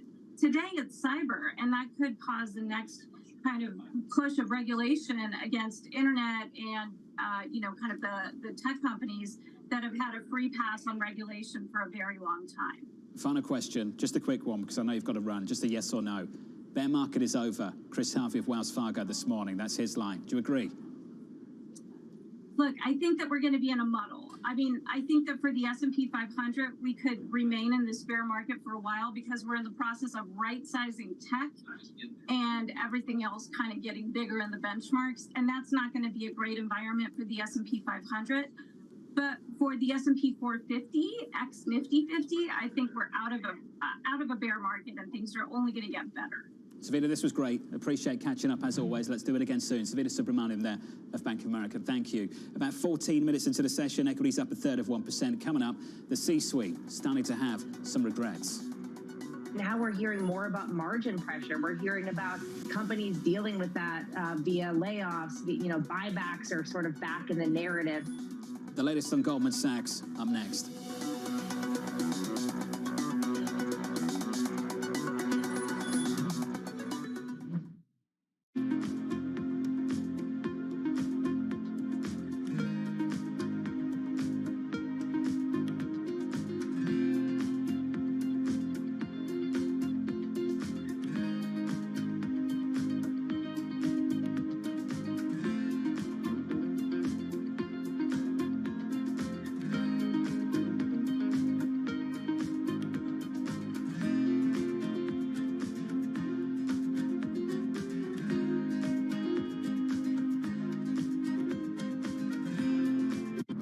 Names in business are on Bloomberg. I think the future of autonomy is real for civil. It's going to take time. Everyone's got to build confidence. We need a certification process that we all have faith and believe in. As you may know, we have an application on an all-electric autonomous airplane we refer to as WISC. There's so much to learn, so much to do, but it is being done. Nobody covers business like Bloomberg, your global business authority. What about cryptocurrencies? Are you a believer in cryptocurrencies? No, I'm not a believer in cryptocurrencies. And I would say that cryptocurrencies are a bubble. And I would describe cryptocurrencies as a limited supply of nothing. So to the extent there's more demand than the limited supply, the price would go up. But to the extent the demand falls, then the price would go down. There's no intrinsic value to any of the cryptocurrencies, except that there's a limited amount. Well, based on what you've just said, why would you not put a big short of some type on cryptocurrencies? Or maybe you have, but do you think that's a good short? Well, when we look for these subprime, the reason why we shorted the subprime in size because it was asymmetrical. You're shorting a bond at par that has a limited duration that trades at a 1% spread of treasury, so you can't lose more than the spread in the duration. Yet if it defaults, you can make the par amount. In crypto, there's unlimited downside. So even though I could be right over the long term, in the short term, as the case of Bitcoin, went from 5,000 to 45,000, I would be wiped out on the short side. So it's just too volatile to short.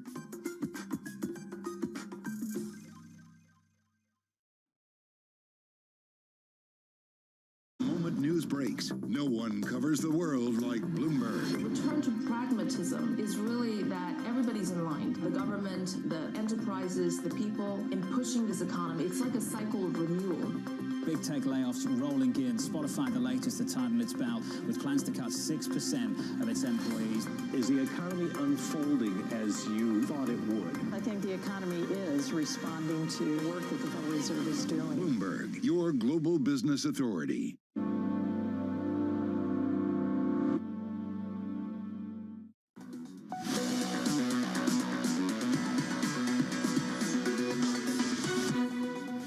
There was a large expectation that we would see a dip or decline, significant decline, whether it was in jobs or the economy in the first half of the year. And so far, the evidence, it's not showing that. John, as you just said, some of the data coming out is much stronger than people expected. And yet corporate America is still tightening its belt. From the big banks to big tech, layoffs spreading across industries. Goldman's chief admits they should have come sooner. The Financial Times reporting the CEO, David Solomon, told about 400 partners in a closed-door meeting the following. As the environment was growing more complicated in Q2 of last year, every bone in my body believed we should be much more aggressive in slowing hiring and reducing headcount. For more, let's get to Shanali. Hey, Shanali. John, this is David Solomon preparing the troops for an investor day that is coming in just about 2 weeks at Goldman Sachs. Remember those job cuts, 3,200 jobs here, that came in the face of a business slowdown, as well as what David Solomon himself said was trying to do too much too soon when it came to that consumer bank. Now pivot forward to today, because what you have now is about 400 some partners, and those are key businesses in which they have actually won some market share. That is trading, that is investment banking. Even in an investment banking slowdown, you had Goldman Sachs come out above its rivals in advisory in a down year. So how does that set up for this year? Even some analysts that had some struggles with the way Goldman has conducted business over the last year, take Mike Mayo, for example, who wanted more transparency. He actually now thinks Goldman is undervalued, and part of his thesis for that case is the idea that Goldman can actually cut more jobs than that 3,200 that we've been talking about here. So remember, this is a matter of Goldman having cut jobs, but their pay still, their compensation ratio being about the highest it's been in a decade, and its fourth quarter compensation costs still being at record levels. Is it better to pay the people you have, John, more in a face of a talent war that's still going on, or is it better to cut jobs where you can so that those people can be motivated when they come into work the next day? Shanali, you've got great insight on this, so tell us all, just how much pressure is there on David Solomon going into Investor Day? The stock says everything, doesn't it, John? You have Goldman Sachs trading at less than 1.2 times book, where Morgan Stanley is at 1.8. This gap has only grown. When David Solomon took over as CEO of Goldman Sachs, his bank, by market value, was worth more than Morgan Stanley. So in 2 weeks, repivoting the bank, explaining the rationale behind pushing back on consumer, fixing up that asset management business, making it more balance sheet light, how all of that will increase returns for the bank is a key question, and then it's all about execution from there. Shanali, thank you. Goldman down by about 0.4%. Some mean people might say European banking exists only to make US banking look good. Deutsche Bank in hot water over missold derivatives. An internal review shining the spotlight on some employees working around bank controls to sell overly complex products for big profits. Steve Ahrens of Bloomberg has more out of Frankfurt. Steve, can you tell us how significant this is? Well, I mean, it's the conclusion of a probe that's been going on for over 2 years. We've been reporting on it frequently. We've been covering it very closely. So this is the end now, and Deutsche Bank's own probe finds that some staff have been pretty bad apples and circumvented their controls to make a big profit and thereby probably boosting their own bonuses. The spotlight not on them anymore. It's on Credit Suisse. Steve, just how big a challenge does that bank face over the next 12 months? Well, I mean, we've seen a brutal stock price decline just last week because of earnings. It's just investors are really unhappy with the bank. It's almost been back to a historic low again. So, I mean, investors just don't believe in the turnaround plan. And, you know, the CEO and the chairman have done little so far to convince them otherwise. It's a really, really uphill battle for them. It's tough now, too. We're down another 5%. 272 just screams. This is tough for Credit Suisse. Real tough. Steve, thank you, as always. For the broader market, it hasn't been tough at all, has it? A couple of months into the year, stocks absolutely flying. For this session, 22 minutes in, we build on the losses of last week with a gain of 1/3 on the S&P, on the Nasdaq up 1/2%. With some sector price action, here's Ed. Yeah, John, modestly higher, 0.3% on the S&P 500. Your information technology, your big up performer, the group up a full percentage point. In energy, the clear laggard down, pretty significantly as WTI a little softer early on in this Monday session. Otherwise, you're looking at some relative weakness in consumer discretionary and some relative strength in consumer staples. All eyes on that CPI print, John, Tuesday, and it'll give us the direction of travel for rates in 2023 and beyond. Tons of Fed speak. CPI Tuesday, retail sales just around the corner, a busy one. Ed, thank you. Coming up, we'll get you the trading diary, the guide through the week ahead and into the weekend. Thinking about the weekend already, forgive me. From New York, this is Bloomberg.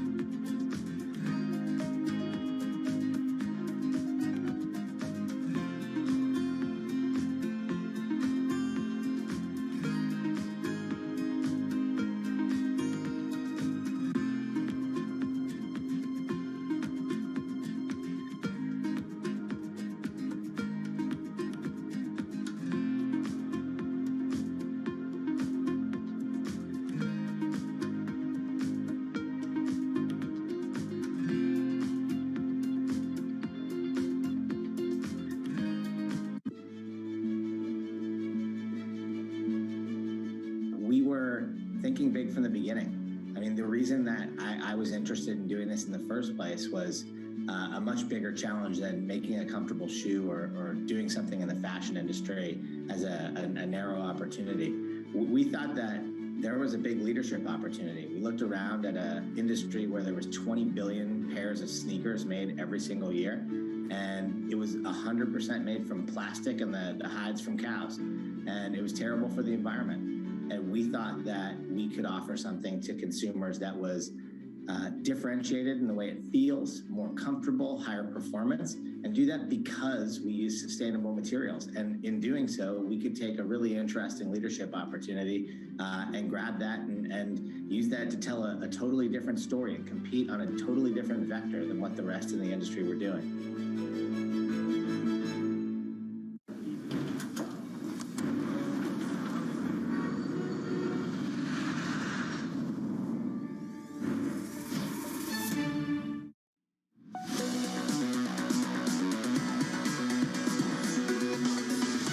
About 25 minutes into the session, trying to take a bite out of last week's loss. We're positive 0.4% on the S&P, on the Nasdaq, up about 0.7%. That's the price action. Here's the trading diary. The White House press secretary speaking at 1 p.m.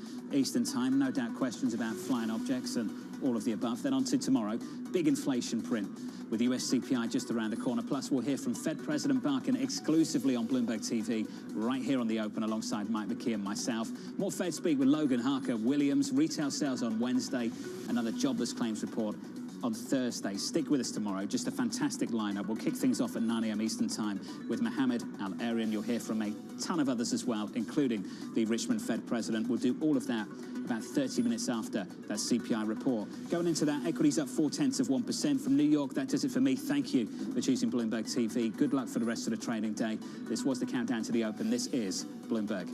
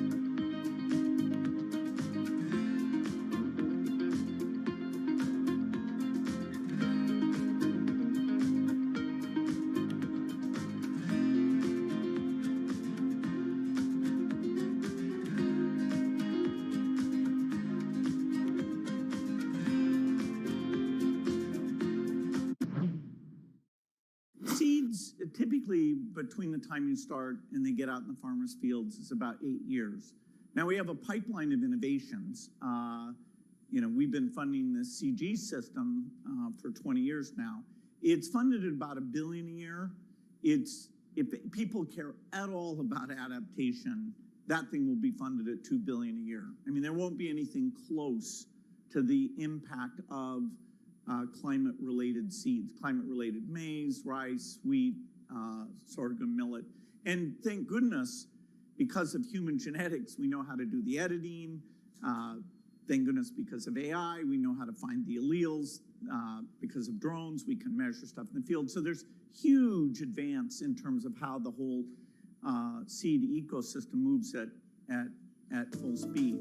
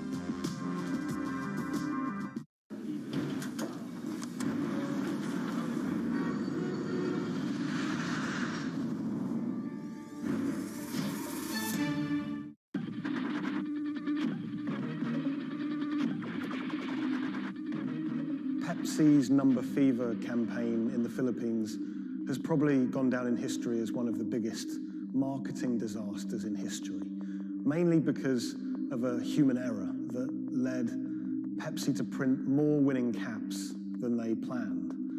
The resulting chaos caused riots, civil unrest, and even deaths.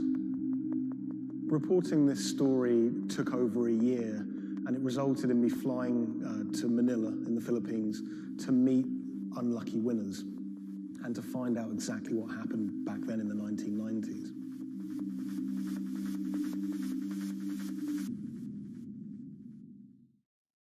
My name is Jeff Maish. I'm a journalist based in Los Angeles. I wrote the story for Bloomberg Businessweek about Pepsi's Number Fever campaign. The Philippines is a really interesting country. It's made up of thousands of islands.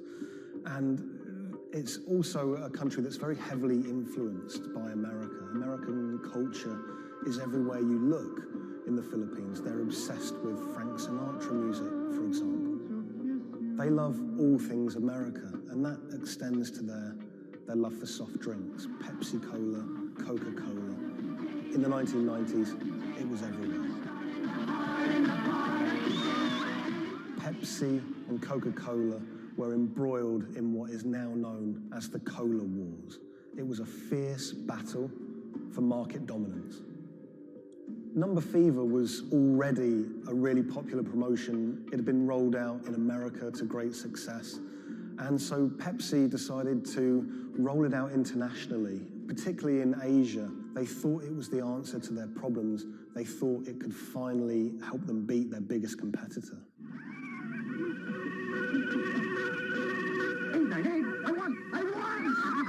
Look for the winning number in sari stores every day, also on TV, radio, and newspapers. You could be a millionaire. $1 million pesos, or $68,000, doesn't sound like a lot now, but in 1992, that was a phenomenal amount of money. You've got to remember that in the Philippines at the time, the average monthly income was about $100, so $1 million pesos was wealth beyond anyone's wildest imaginations. Number Fever caught fire in the Philippines. Kids were saving up their pocket money to buy a bottle of Pepsi. Parents were squirreling away all of the bottle caps in bags. You would walk down the street and people were going through trash trying to find discarded bottle caps. It was a national phenomenon. Pepsi boasted that half the population of the Philippines was playing it. Number Fever boosted Pepsi's sales every month from $10 million to $14 million. It had a huge impact on Pepsi's bottom line. Number fever quickly became number hysteria. Maids were being jailed for stealing their employers' winning bottle caps. There was even some murders over winning bottle caps. People were fighting in the streets over these caps. There were signs that there were going to be problems with number fever very early. Pepsi had rolled out the competition in Chile, and a garbled fax had caused some kind of problem with the winning number. They'd announced the wrong one in Chile, causing riots. There were signs that there could be big problems ahead if they didn't keep their eye on the ball. So in 1992, Pepsi decided to extend the campaign in the Philippines, and they announced that the competition would go on for a few more weeks. One night, on the television news, they announced the latest winning number, 349. The problem was, 349 had already been allocated as a non-winning number in earlier campaigns. So there were literally hundreds of thousands of bottle caps with 349 just floating around the Philippines. Hundreds of thousands of people all across the Philippines, thousands of islands, were finding winning bottle caps. 349, 349. Some people had 10 lucky 349 bottle caps. People were dancing in the streets, celebrating. They thought their problems were over. They were millionaires. It's still not certain exactly how many winners there were of lucky 349 bottle caps, but we know that Pepsi printed over 600,000 of them. Pepsi realized very early that there was a problem. Hundreds of people started arriving at their bottling plants with their lucky bottle caps. They realized something was seriously wrong. Pepsi tried to solve the problem by offering a small token donation to anyone that brought a lucky bottle cap to their bottling plant. But it wasn't enough. People didn't want just a handful of pesos. People wanted their million peso prize. Within a year, violent protests and riots outside Pepsi factories would leave dozens injured and 5 people dead. At one Pepsi factory in the Philippines, a grenade was thrown through the window. It killed 3 Pepsi employees. Anacita Rosario was a school teacher living near Manila in the Philippines. She was one of the tragic victims of this whole thing. She was walking to a nearby store to buy some rice one day when a Molotov cocktail was thrown at a Pepsi truck in a violent protest. It bounced under the truck and exploded. It killed her and an innocent bystander who was just a child and injured many others. When I was in the Philippines, I tracked down Anacita's daughter, Cindy, and her husband, Raul. It was clear to me that they were still very upset by the whole thing. You know, a family had been ripped apart by this competition. And Raul told me that he'd never remarried. He'd told me that he'd gone to meet Pepsi executives after his wife was killed. And he was angry. He said to them, you know, this wouldn't have happened if it wasn't for you, if it wasn't for number fever.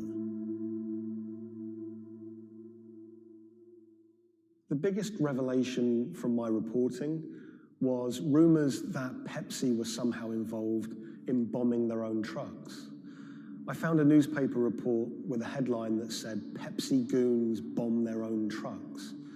And when I visited the MBI, the police department in the Philippines, they presented me with documents and interviews with people who claimed that Pepsi had paid them to cause riots and to cause trouble outside their plants in order to destabilize the situation and to frame the owners of the coalitions that were fighting them to try and curry favor. I just thought that was so shocking. And of course, Pepsi denied it, but how bizarre that a company would be accused of bombing their own trucks.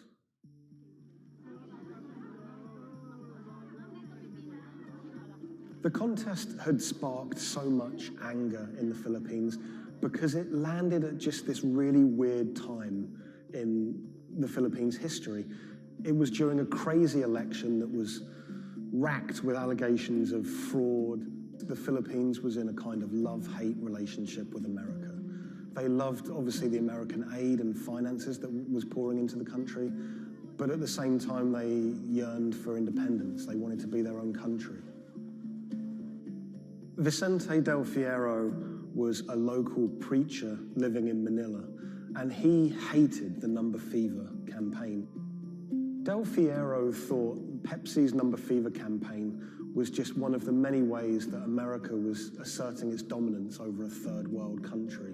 He hated seeing his fellow countrymen get ripped off, in his eyes, by this huge multinational American company. He wanted justice. Del Fierro rounded up over 800 winners of 349 bottle caps, and he got them all together to sue Pepsi for over $400 million to be divided between those holders of lucky bottle caps. Del Fierro took money from some of the people who could afford it. They paid him 500 pesos to help with legal fees, but for people who couldn't afford the money, he would just represent them pro bono. The alliance is to build up pressure on Pepsi. And so you see people marching in the streets. So we have mounted our own campaign, even in the U.S. He flew to America and he hired two consumer lawyers here in America to take on Pepsi. He had a meeting at Pepsi's headquarters to try and resolve the problem, but he said he wanted to take it all the way to the highest courts in America. When those cases were heard in America, those courts decided that this was a problem that should be heard in the Philippines, not in America. Back in the Philippines, Del Fierro continued his case in the Filipino courts. At one stage, there were arrest warrants handed out for 9 Pepsi-Cola executives, which he saw as a big victory. We don't know if those arrest warrants were ever upheld, but it made newspaper headlines across the country. Pepsi did not take kindly to Del Fierro's campaign. They tried everything to shut him down. They sued him for libel. My father had to attend 3 times a month for a branch 145 and another hearing for the branch 113, also 3 times a month. Also, there was a time my father was hospital due to heart failure. Still, he had to attend the 2 branch hearing. Otherwise, for not attending, the judge will issue warrant of arrest to my father. My father passed away January 13, 2010. After staying for almost 1 year in the hospital, he died of complication due to heart failure. After the death of my father, I was inspired to do the website. PepsiCo will be remembered for what they did to the consumer in the Philippines and to my father. When I reached out to Pepsi for comment for this story, they claimed that they didn't have access to anyone who was working at Pepsi that was around in those days. They also said that during COVID-19, they didn't have access to their documents about this, but you know, they were very careful to say that they were sorry for everything that happened, and we do know that Pepsi did try everything to try and make this right. The Pepsi number fever disaster cost the company millions. We know that they paid up to $10 million in those goodwill payments, but the financial effect could be much greater.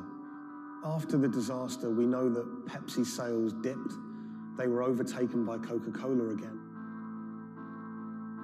Pepsi's number fever disaster changed the legacy of that soft drink in the Philippines forever. Some people of a certain age won't touch it. For many people, Pepsi is a taboo word.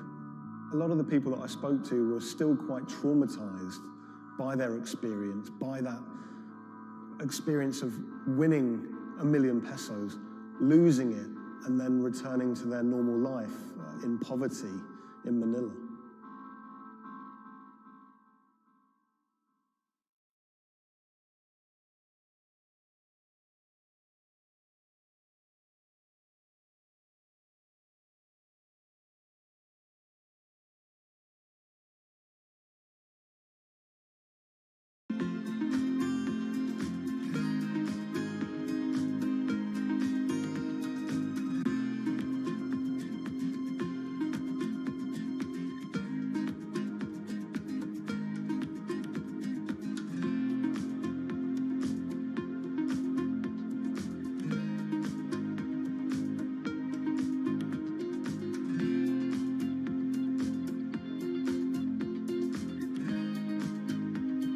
When the news of the bombing came out, it was a massive story in Germany. We are following some breaking news coming to us out of Dortmund in Germany. It was covered by all the media outlets. 3 roadside explosions triggered at the same time last night as the coach left its hotel in the south of Dortmund. Public figures commented on it. We should not let them affect our life, whoever it was. The media echo went far beyond Dortmund. I think it was front page news in every single big paper around Europe. Everyone thought of like a terrorist attack, and people were scared that throughout the city in Dortmund there was more attacks to be happening. Unbeknownst to investigators, just after the bomb went off and the players of the team were shell-shocked, the person who had masterminded the attack was actually sitting in the hotel eating steak and sweet potatoes.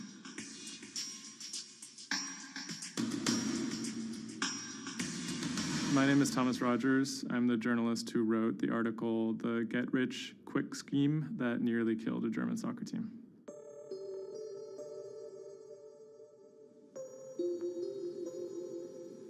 Dortmund is a mid-sized city in the western part of Germany in a state called North Rhine-Westphalia. And it's a former industrial city that's kind of fallen on hard times in the last few decades. It was severely bombed in the war, so the center of the city is quite stark. Some of the few high points include its soccer team. My name is Ike Henning. I'm a reporter with Bloomberg News, and I'm a great fan of Borussia Dortmund. Dortmund fans are super loyal. On all match days, the entire city is in black and yellow. It's like a religion. I think more than most German cities, soccer does play a very large role in the identity of Dortmund. In October of 2000, the BVB became the first team in the Bundesliga to actually go public. Salaries for soccer players in the Bundesliga have gone up very dramatically. With such high prices, they thought that by going public, they would be able to compete better with big teams like Bayern Munich. Unfortunately, that didn't go too well. Dortmund bought too many expensive players, high wages, and the club almost went bust in 2005. The price of their shares, it has sometimes gone up, but mostly gone down since they made that decision. So on April 11th, 2017, the team was staying in a hotel on the outskirts of Dortmund. Match days are always special in Dortmund. Everyone is looking forward to it. The team always meets in the same hotel ahead of matches. They stayed in this hotel in order to have a kind of neutral space before games so that they could concentrate, be sort of isolated from distractions, things like that. Everyone was pretty optimistic. They had a chance to go really far, maybe into the finals. I was in the office and getting ready for match day. I was going to meet with a friend, a fellow Dortmund supporter, in a pub. As always, the fans are very excited about matches. On that day, they were heading to play in the quarterfinal against AS Monaco at Signal Iduna Stadium, which is in the center of Dortmund. Shortly before 7 p.m., the players of the team boarded their official team bus. When the bus took off the parking lot of the hotel and turned on the street, there were three detonations, 3 bombs that exploded and hit the bus of Dortmund. 3 explosions occurred close to the Borussia Dortmund team bus. The B team bus had just left the hotel. The explosions destroyed 2 windows in the rear part of the bus. People screamed, people jumped to the ground. The fellow Dortmund fan I was supposed to watch the match with, he called me and said, turn on the TV, there was an attack at the Dortmund bus. And I thought he was like, that was impossible. Some of the players screamed at the driver to keep driving as fast as possible because they were worried that people might storm the bus. German investigators say the explosive devices used in the attack on the Borussia Dortmund bus contained metal pins, and that one had pierced a seat headrest. Unbeknownst to the team members, the actual mastermind behind the attack was, as they were disembarking the bus, was actually eating steak and sweet potatoes at the hotel they had just left. Authorities are attempting to verify a letter left at the scene claiming jihadists were behind the attack. Because there had been a series of attacks by Islamic terrorists in Germany and Europe, there was widespread suspicion in the media that this was another Islamic terror attack. 3 letters were found at the site of the bombing that took credit for the attack on behalf of Islamic State. There were, however, reasons to doubt this particular narrative. Would actually be a surprise if ISIS were actually part of this attack. Possibly could be employed by other groups like the far right wing to try and shift the blame. The letters had some strange qualities. They were written in a strange German that used big, sophisticated words, but had basic grammar mistakes, as if someone was native German speaker but pretending to be a foreign person. Federal investigators have detained 1 man suspected of links to Islamist terrorism, one of 2 suspects whose apartments were raided this morning. Shortly after the bombing, a man in Austria named Rudolf, who was a big BVB fan, he noticed that something strange was going on the stock market related to the team's shares. He emailed the lawyers of BVB, who then forwarded that email on to investigators. The email stated that someone had bought 60,000 BVB put options, a wager that the value of the shares of the team would fall below a certain amount at a certain date. Why would someone buy that ahead of a match and then 3 bombs go off? Something isn't right here.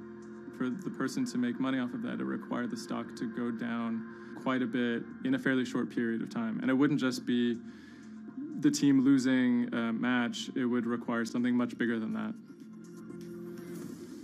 There was another big red flag about this purchase, which is the fact that it had actually been made, number 1, on the day of the bombing, but also from an IP address that had been traced to the actual hotel where the bombing had taken place. When 3 explosions targeted the bus carrying the Borussia Dortmund footballers on April the 11th, written notes left at the scene claimed the attack was the work of ISIL. The truth, as is now alleged, is remarkable. On April 21st, the police arrested a man in a southern German city called Tübingen. He was on his way to work, and his name was Sergei Venegold. He seemed like an unlikely suspect because he had no known connections to the Islamic terror world. He didn't seem like a far-right extremist. He didn't seem like a left-wing extremist either. He seemed to be a completely unremarkable young man. A 28-year-old German-Russian man, named only as Sergei W., stayed in the same hotel as the players on the night before the bombing. He specifically requested an upper room overlooking the bushes where the explosive devices were hidden. The media dissected why he would do that, what was his past. He had been inspired by the 2015 terror attack in Paris. And he noticed that in the aftermath of the attack, the stocks of French companies went down. And he believed that if an attack took place that was directed at a specific company, that the decrease in stock price for that company would be even more dramatic. It never occurred to anyone that someone would do that out of greed. We now know that the suspect bought 3 different derivatives on the Borussia Dortmund shares. With all these derivatives, he bet on falling shares. The suspect bought the majority of these financial products on the 11th of April, the day of the attack. If the plot had been completely successful and the stock had reached a value of 0, Venegold would have made up to 570,000 euros, or the equivalent of about $608,000. Ultimately, the plan completely backfired. The attacker, Sergei Venegold, didn't make any money. In fact, he lost money. In court, he would be extremely quiet. He usually kept his hands clasped together. One of the lawyers actually commented that he had never seen a defendant act so calmly. Venegold had served some time in the German military. From that information and from online research, he was able to figure out how to assemble remote detonated bombs that would do what he hoped to do. There were a few days of extremely emotional testimony, including the soccer players who described doubting whether or not they could ever play another game again. It brought everything back up, and it didn't quite help them to kind of process what was going on. Throughout it all, he sat there completely silent. The big mystery that was swirling around the trial was the question of why he may have simply done it because he wanted to impress a woman. Rebecca is a young woman who has a very troubled home life. She ultimately sees her relationship with Weinergold as an opportunity to leave that troubled home. Weinergold is a Russian immigrant to Germany. He speaks with an accent. He has anxiety in large groups of Germans. She begins to resent the fact that he has these fears and feels a little bit trapped. Rebecca attempts to dump him on multiple occasions, and he threatens to commit suicide if she leaves him. Weinergold apparently told Rebecca that she would soon be seeing a surprise. After being dumped via text message, he apparently began planning for this attack in earnest. Weinergold was charged with 28 counts of attempted murder, which carried a maximum sentence in Germany of life in prison. He claimed that he had nothing to do with the attack, but as time went on, he admitted that he had actually been the person who had built the explosives and had set them off. But he claimed that he didn't want to actually kill anybody. Ultimately, Weinergold didn't receive the harshest possible sentence. He was given 14 years in prison, but it's still a considerable amount in jail in Germany.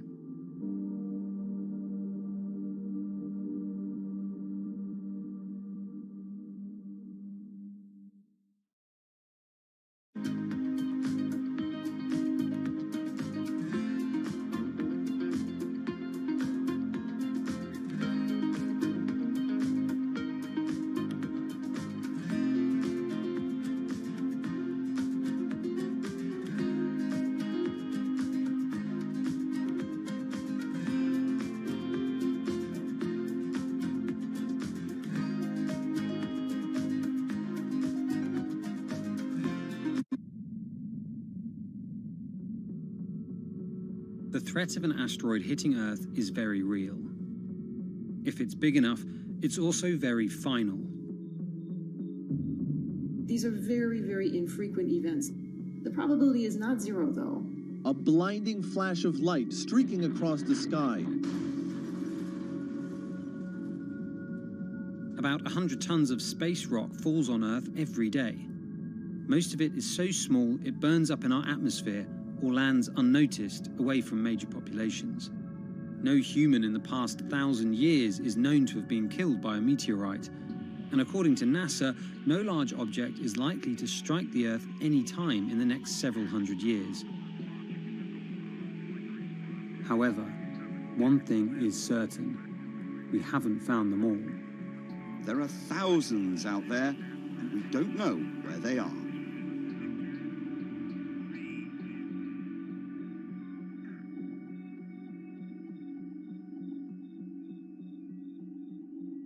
There are a lot of asteroids in our solar system. They number in the billions. Scientists all over the world are working toward detecting and deflecting the most catastrophic of natural disasters. The race is on to find as many of these objects as we can. We have a way of calculating whether or not an asteroid is potentially dangerous or not. I mean, I think it's something worth investing in. It's our existence at stake, right?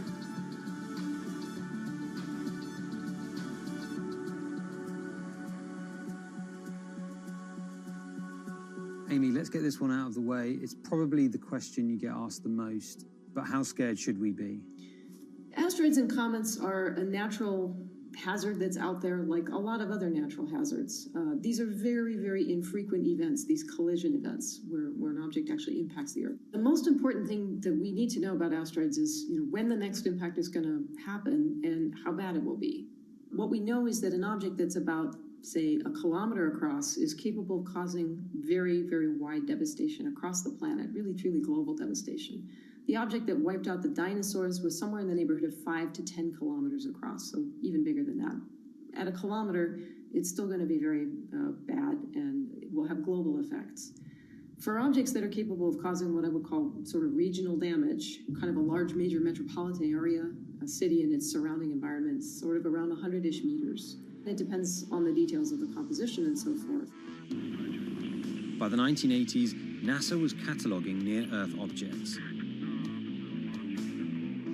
In 1994, stargazers watched as comet Shoemaker-Levy 9 hit Jupiter. The resulting zone of chaos was estimated to be as large as the Earth, and the event became a turning point in the search for asteroids and comets in our solar system. In 1998, Congress tasked NASA with finding 90% of asteroids and comets 1 kilometer wide or larger. Soon after, Hollywood blockbusters Armageddon and Deep Impact brought attention and fear to the masses. The great news is that the vast majority, more than 90% of all the really large 1 kilometer near-Earth objects have been found. The challenge now is working down to these smaller sizes that are still quite capable of causing a lot of damage, but they're just harder to spot because they're fainter, they're smaller. Can you give us a sense of how many are out there in our solar system? We know that there are a lot of asteroids in our solar system. They number in the billions. Most of them, however, are between Mars and Jupiter in what we call the main asteroid belt. This is a region of space where most of the asteroids in the inner part of our solar system live, and they stay there for many billions of years. There is another population, though, that kind of leaks inward and gets into the region somewhat close to the Earth, and we call these near-Earth objects. We think that there are millions and millions of near-Earth objects that are out there in the total population. As of today, we know of sort of around 20, 25,000, something like that. When we first spot an object, we really know very little about it. We just see something moving across the sky. So all you get is just sort of a handful of snapshots, just enough to be able to tell that this isn't an asteroid that we've already seen before. And then once we can calculate the distance to it, we can now start to make predictions about its true size. Is it large or is it small? So we have a lot of information that we have to get pretty quickly to really understand what's going on. Finding asteroids is just one piece of the puzzle. Planetary scientists are extremely skilled in determining the orbits and speeds of asteroids based on relatively small amounts of data. NASA runs simulations of the trajectories asteroids could take, which is useful but time-consuming. A team of scientists in the Netherlands have found a way that could buy us more time. Our method is very quick. So you can very quickly get an assessment of whether or not the object is dangerous or not. If you look at the classical way of determining the danger of an asteroid, it may take days of computing time on very big machines to determine this hazardousness. The current problem is that there's just too many asteroids out there to spend a huge amount of computational power on all of them. So the neural network allows us to focus on what really could go and pose a hazard to Earth. A neural network is a computing system that mimics the way the human brain operates to find underlying relationships in a set of data. By training the network in this way, you train it in recognizing those objects that are most likely to hit the planet. And once it's trained, you can apply this network to all the unknown asteroids. And then you can make a selection and saying, hey, these are the ones which appear to be having orbits similar to the ones which we know are hitting the planet. That doesn't mean that they do, but it only means that they look very similar to the ones we know they do. What else did you find? Should we be particularly concerned about anything? One thing that we did find is that our neural network was able to go and identify a handful of asteroids which weren't considered potentially hazardous, that when we went and integrated them forward in time, they came quite close to Earth. We find a handful which were not detected before or not considered being dangerous before, and we think they are potentially dangerous. It's very hard to simulate kind of going forward in time an asteroid that's going to hit Earth because, well, the Earth is really small. And space is really big, and then you have to have very exact parameters to shoot an asteroid that goes and hits exactly Earth. And then Simon had the ingenious idea of not even trying to do that and just launching the asteroids from Earth's surface and integrating backwards in time. It's very hard to make it hit. So you need a lot of calculations which all end up in nothing. And the idea was then like, well, let's not do that. This is basically what NASA is doing. NASA is taking an asteroid, making multiple copies of them, shooting them all forwards in time, calculating their orbits, and then see what fraction sort of gets close to Earth. Not even hitting Earth, but getting close to Earth. And that they call it a potential impactor. So you calculate the solar system forwards in time for, let's say, 1,000 years. And then you launch asteroids from the surface as if they, if you go forwards in time, would fall on the surface. You calculate them backwards to today, and then you get your orbital parameters of today's asteroids, which you know will land on the planet. And those you can use as known impactors and compare with all the other asteroids in the solar system. Can simulations and AI, can those things fill in the gaps where perhaps telescopes and other imaging tools can't? Absolutely. Since the observations get more complex, the physics gets more complex. And if the physics get more complex, the mathematics becomes more complex. And at some point, you can't solve your problems analytically anymore. And then this is where the computer comes in. Now we have this trained neural network. We have a way of calculating in a fraction of a second whether or not an asteroid is potentially dangerous or not, and therefore deserves more attention or more time to spend on for really finding out if it is dangerous. When it comes to hunting asteroids, time is critical. What we can do about a potentially hazardous object depends a great deal on what we know about it and how much time we have before the encounter. We'd really like to find them when they're decades away, because the more time you have, the more options you have, and the less energy it takes to move an object aside. It also means we might not have to resort to launching a nuclear warhead at an asteroid. Until recently, pretty much our only choice. That's an option of last resort, in my opinion, yes. We have lots of options available. You can just simply bump into the object and just nudge it out of the way. That's one possibility, and that's kind of, in a way, sort of the simplest thing to think about, just nudging it off its path a little bit with, a massive object, a spacecraft, let's say. It's just kind of like bowling, if you will. If you have a long time or a long stretch of runway in the lane, just a very small twist on the bowling ball will make a big change in where it ultimately ends up. Another option would be something where you take a very big, massive spacecraft and you park it next to the object and you use the force of gravity as a towing rig. That takes longer, though, and you need to be able to send a pretty massive spacecraft, and it obviously depends a lot on how big the asteroid is. Other options start to get more and more complicated, and they range from painting one side of the object a white color and painting the other side dark, and then letting the pressure of light sort of perturb its orbit. In a departure from the lab and computer simulations, NASA has real plans to rehearse kinetic impact deflection. In 2021, the agency will launch DART, the Double Asteroid Redirection Test mission, which will intercept a 160-meter asteroid in 2022. Better to practice now before we have to deal with an actual threat. In the meantime, discovering asteroids is our best bet. Thousands of scientists and amateur astronomers around the world make up an informal network that survey the heavens.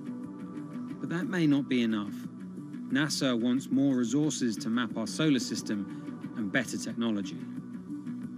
We need to ramp up our network of sensors, and also we need to just continue to strengthen our network of international observers so that we can get follow-up, because we find these objects when they're distributed all over the night sky. Once we get more observations, we get better data, we can make better predictions.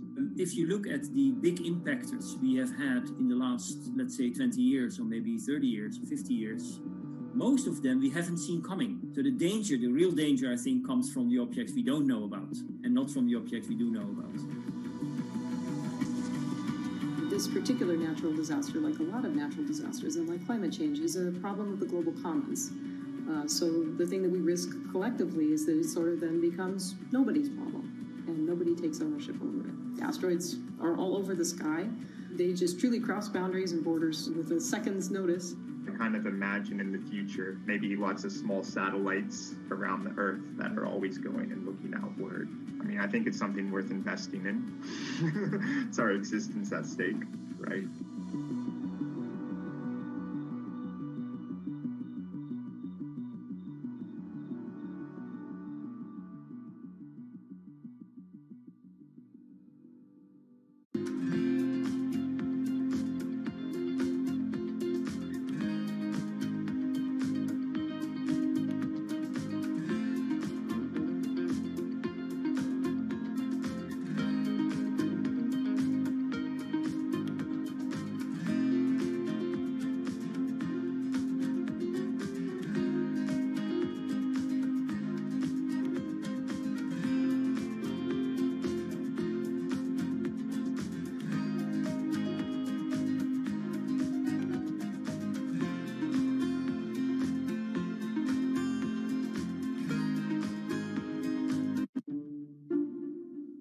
The pandemic has affected everyone in different ways. Some pass the time by baking. Homemade sourdough bread. Do I need to say more? Some chose to binge watch Netflix. It's your game. Or maybe you started a garden oasis in your backyard. Next, I'm going to put my lettuces in. But for millions of others, I'm going to be posting stocks that will boom. They wanted to uproot the financial industry. Let's just lock it on up and take $15,000. Here's a stock that can change your life. I see a stock going up and I buy it and I just watch it until it stops going up and then I sell it. I have gained over $3 million. I want some free money. I don't think you can overstate the online communities or social media's influence on financial markets. A large group of inexperienced investors who discuss their plans on social media platform Reddit have shaken up the stock market in a big way. The stock that everybody's talking about right now is GameStop. Video game retailer GameStop is set to continue their head-spinning ascent today. The revolutionaries on Reddit are spanking Wall Street's ass. The more these stocks go up, the more the big guys are getting creamed and losing billions of dollars. This isn't a wealthy person's game anymore. Anyone can play it. I took up a little bit of a new hobby, and I am interested in day trading. As an investor nowadays, you don't have to look a specific way. You don't have to wear specific clothes. You don't have to be doing it from a trading floor on Wall Street in like a high-rise building in downtown Manhattan. The narrative of what's driving the markets is no longer being held in secret offices in New York and Boston of privileged people talking to other privileged people. It's right out in the open. It's on Twitter, it's on Reddit. From brokerage apps to Discord channels and subreddits to TikTok finfluencers, one of the last holdouts in the world of disruption, finance is next in line.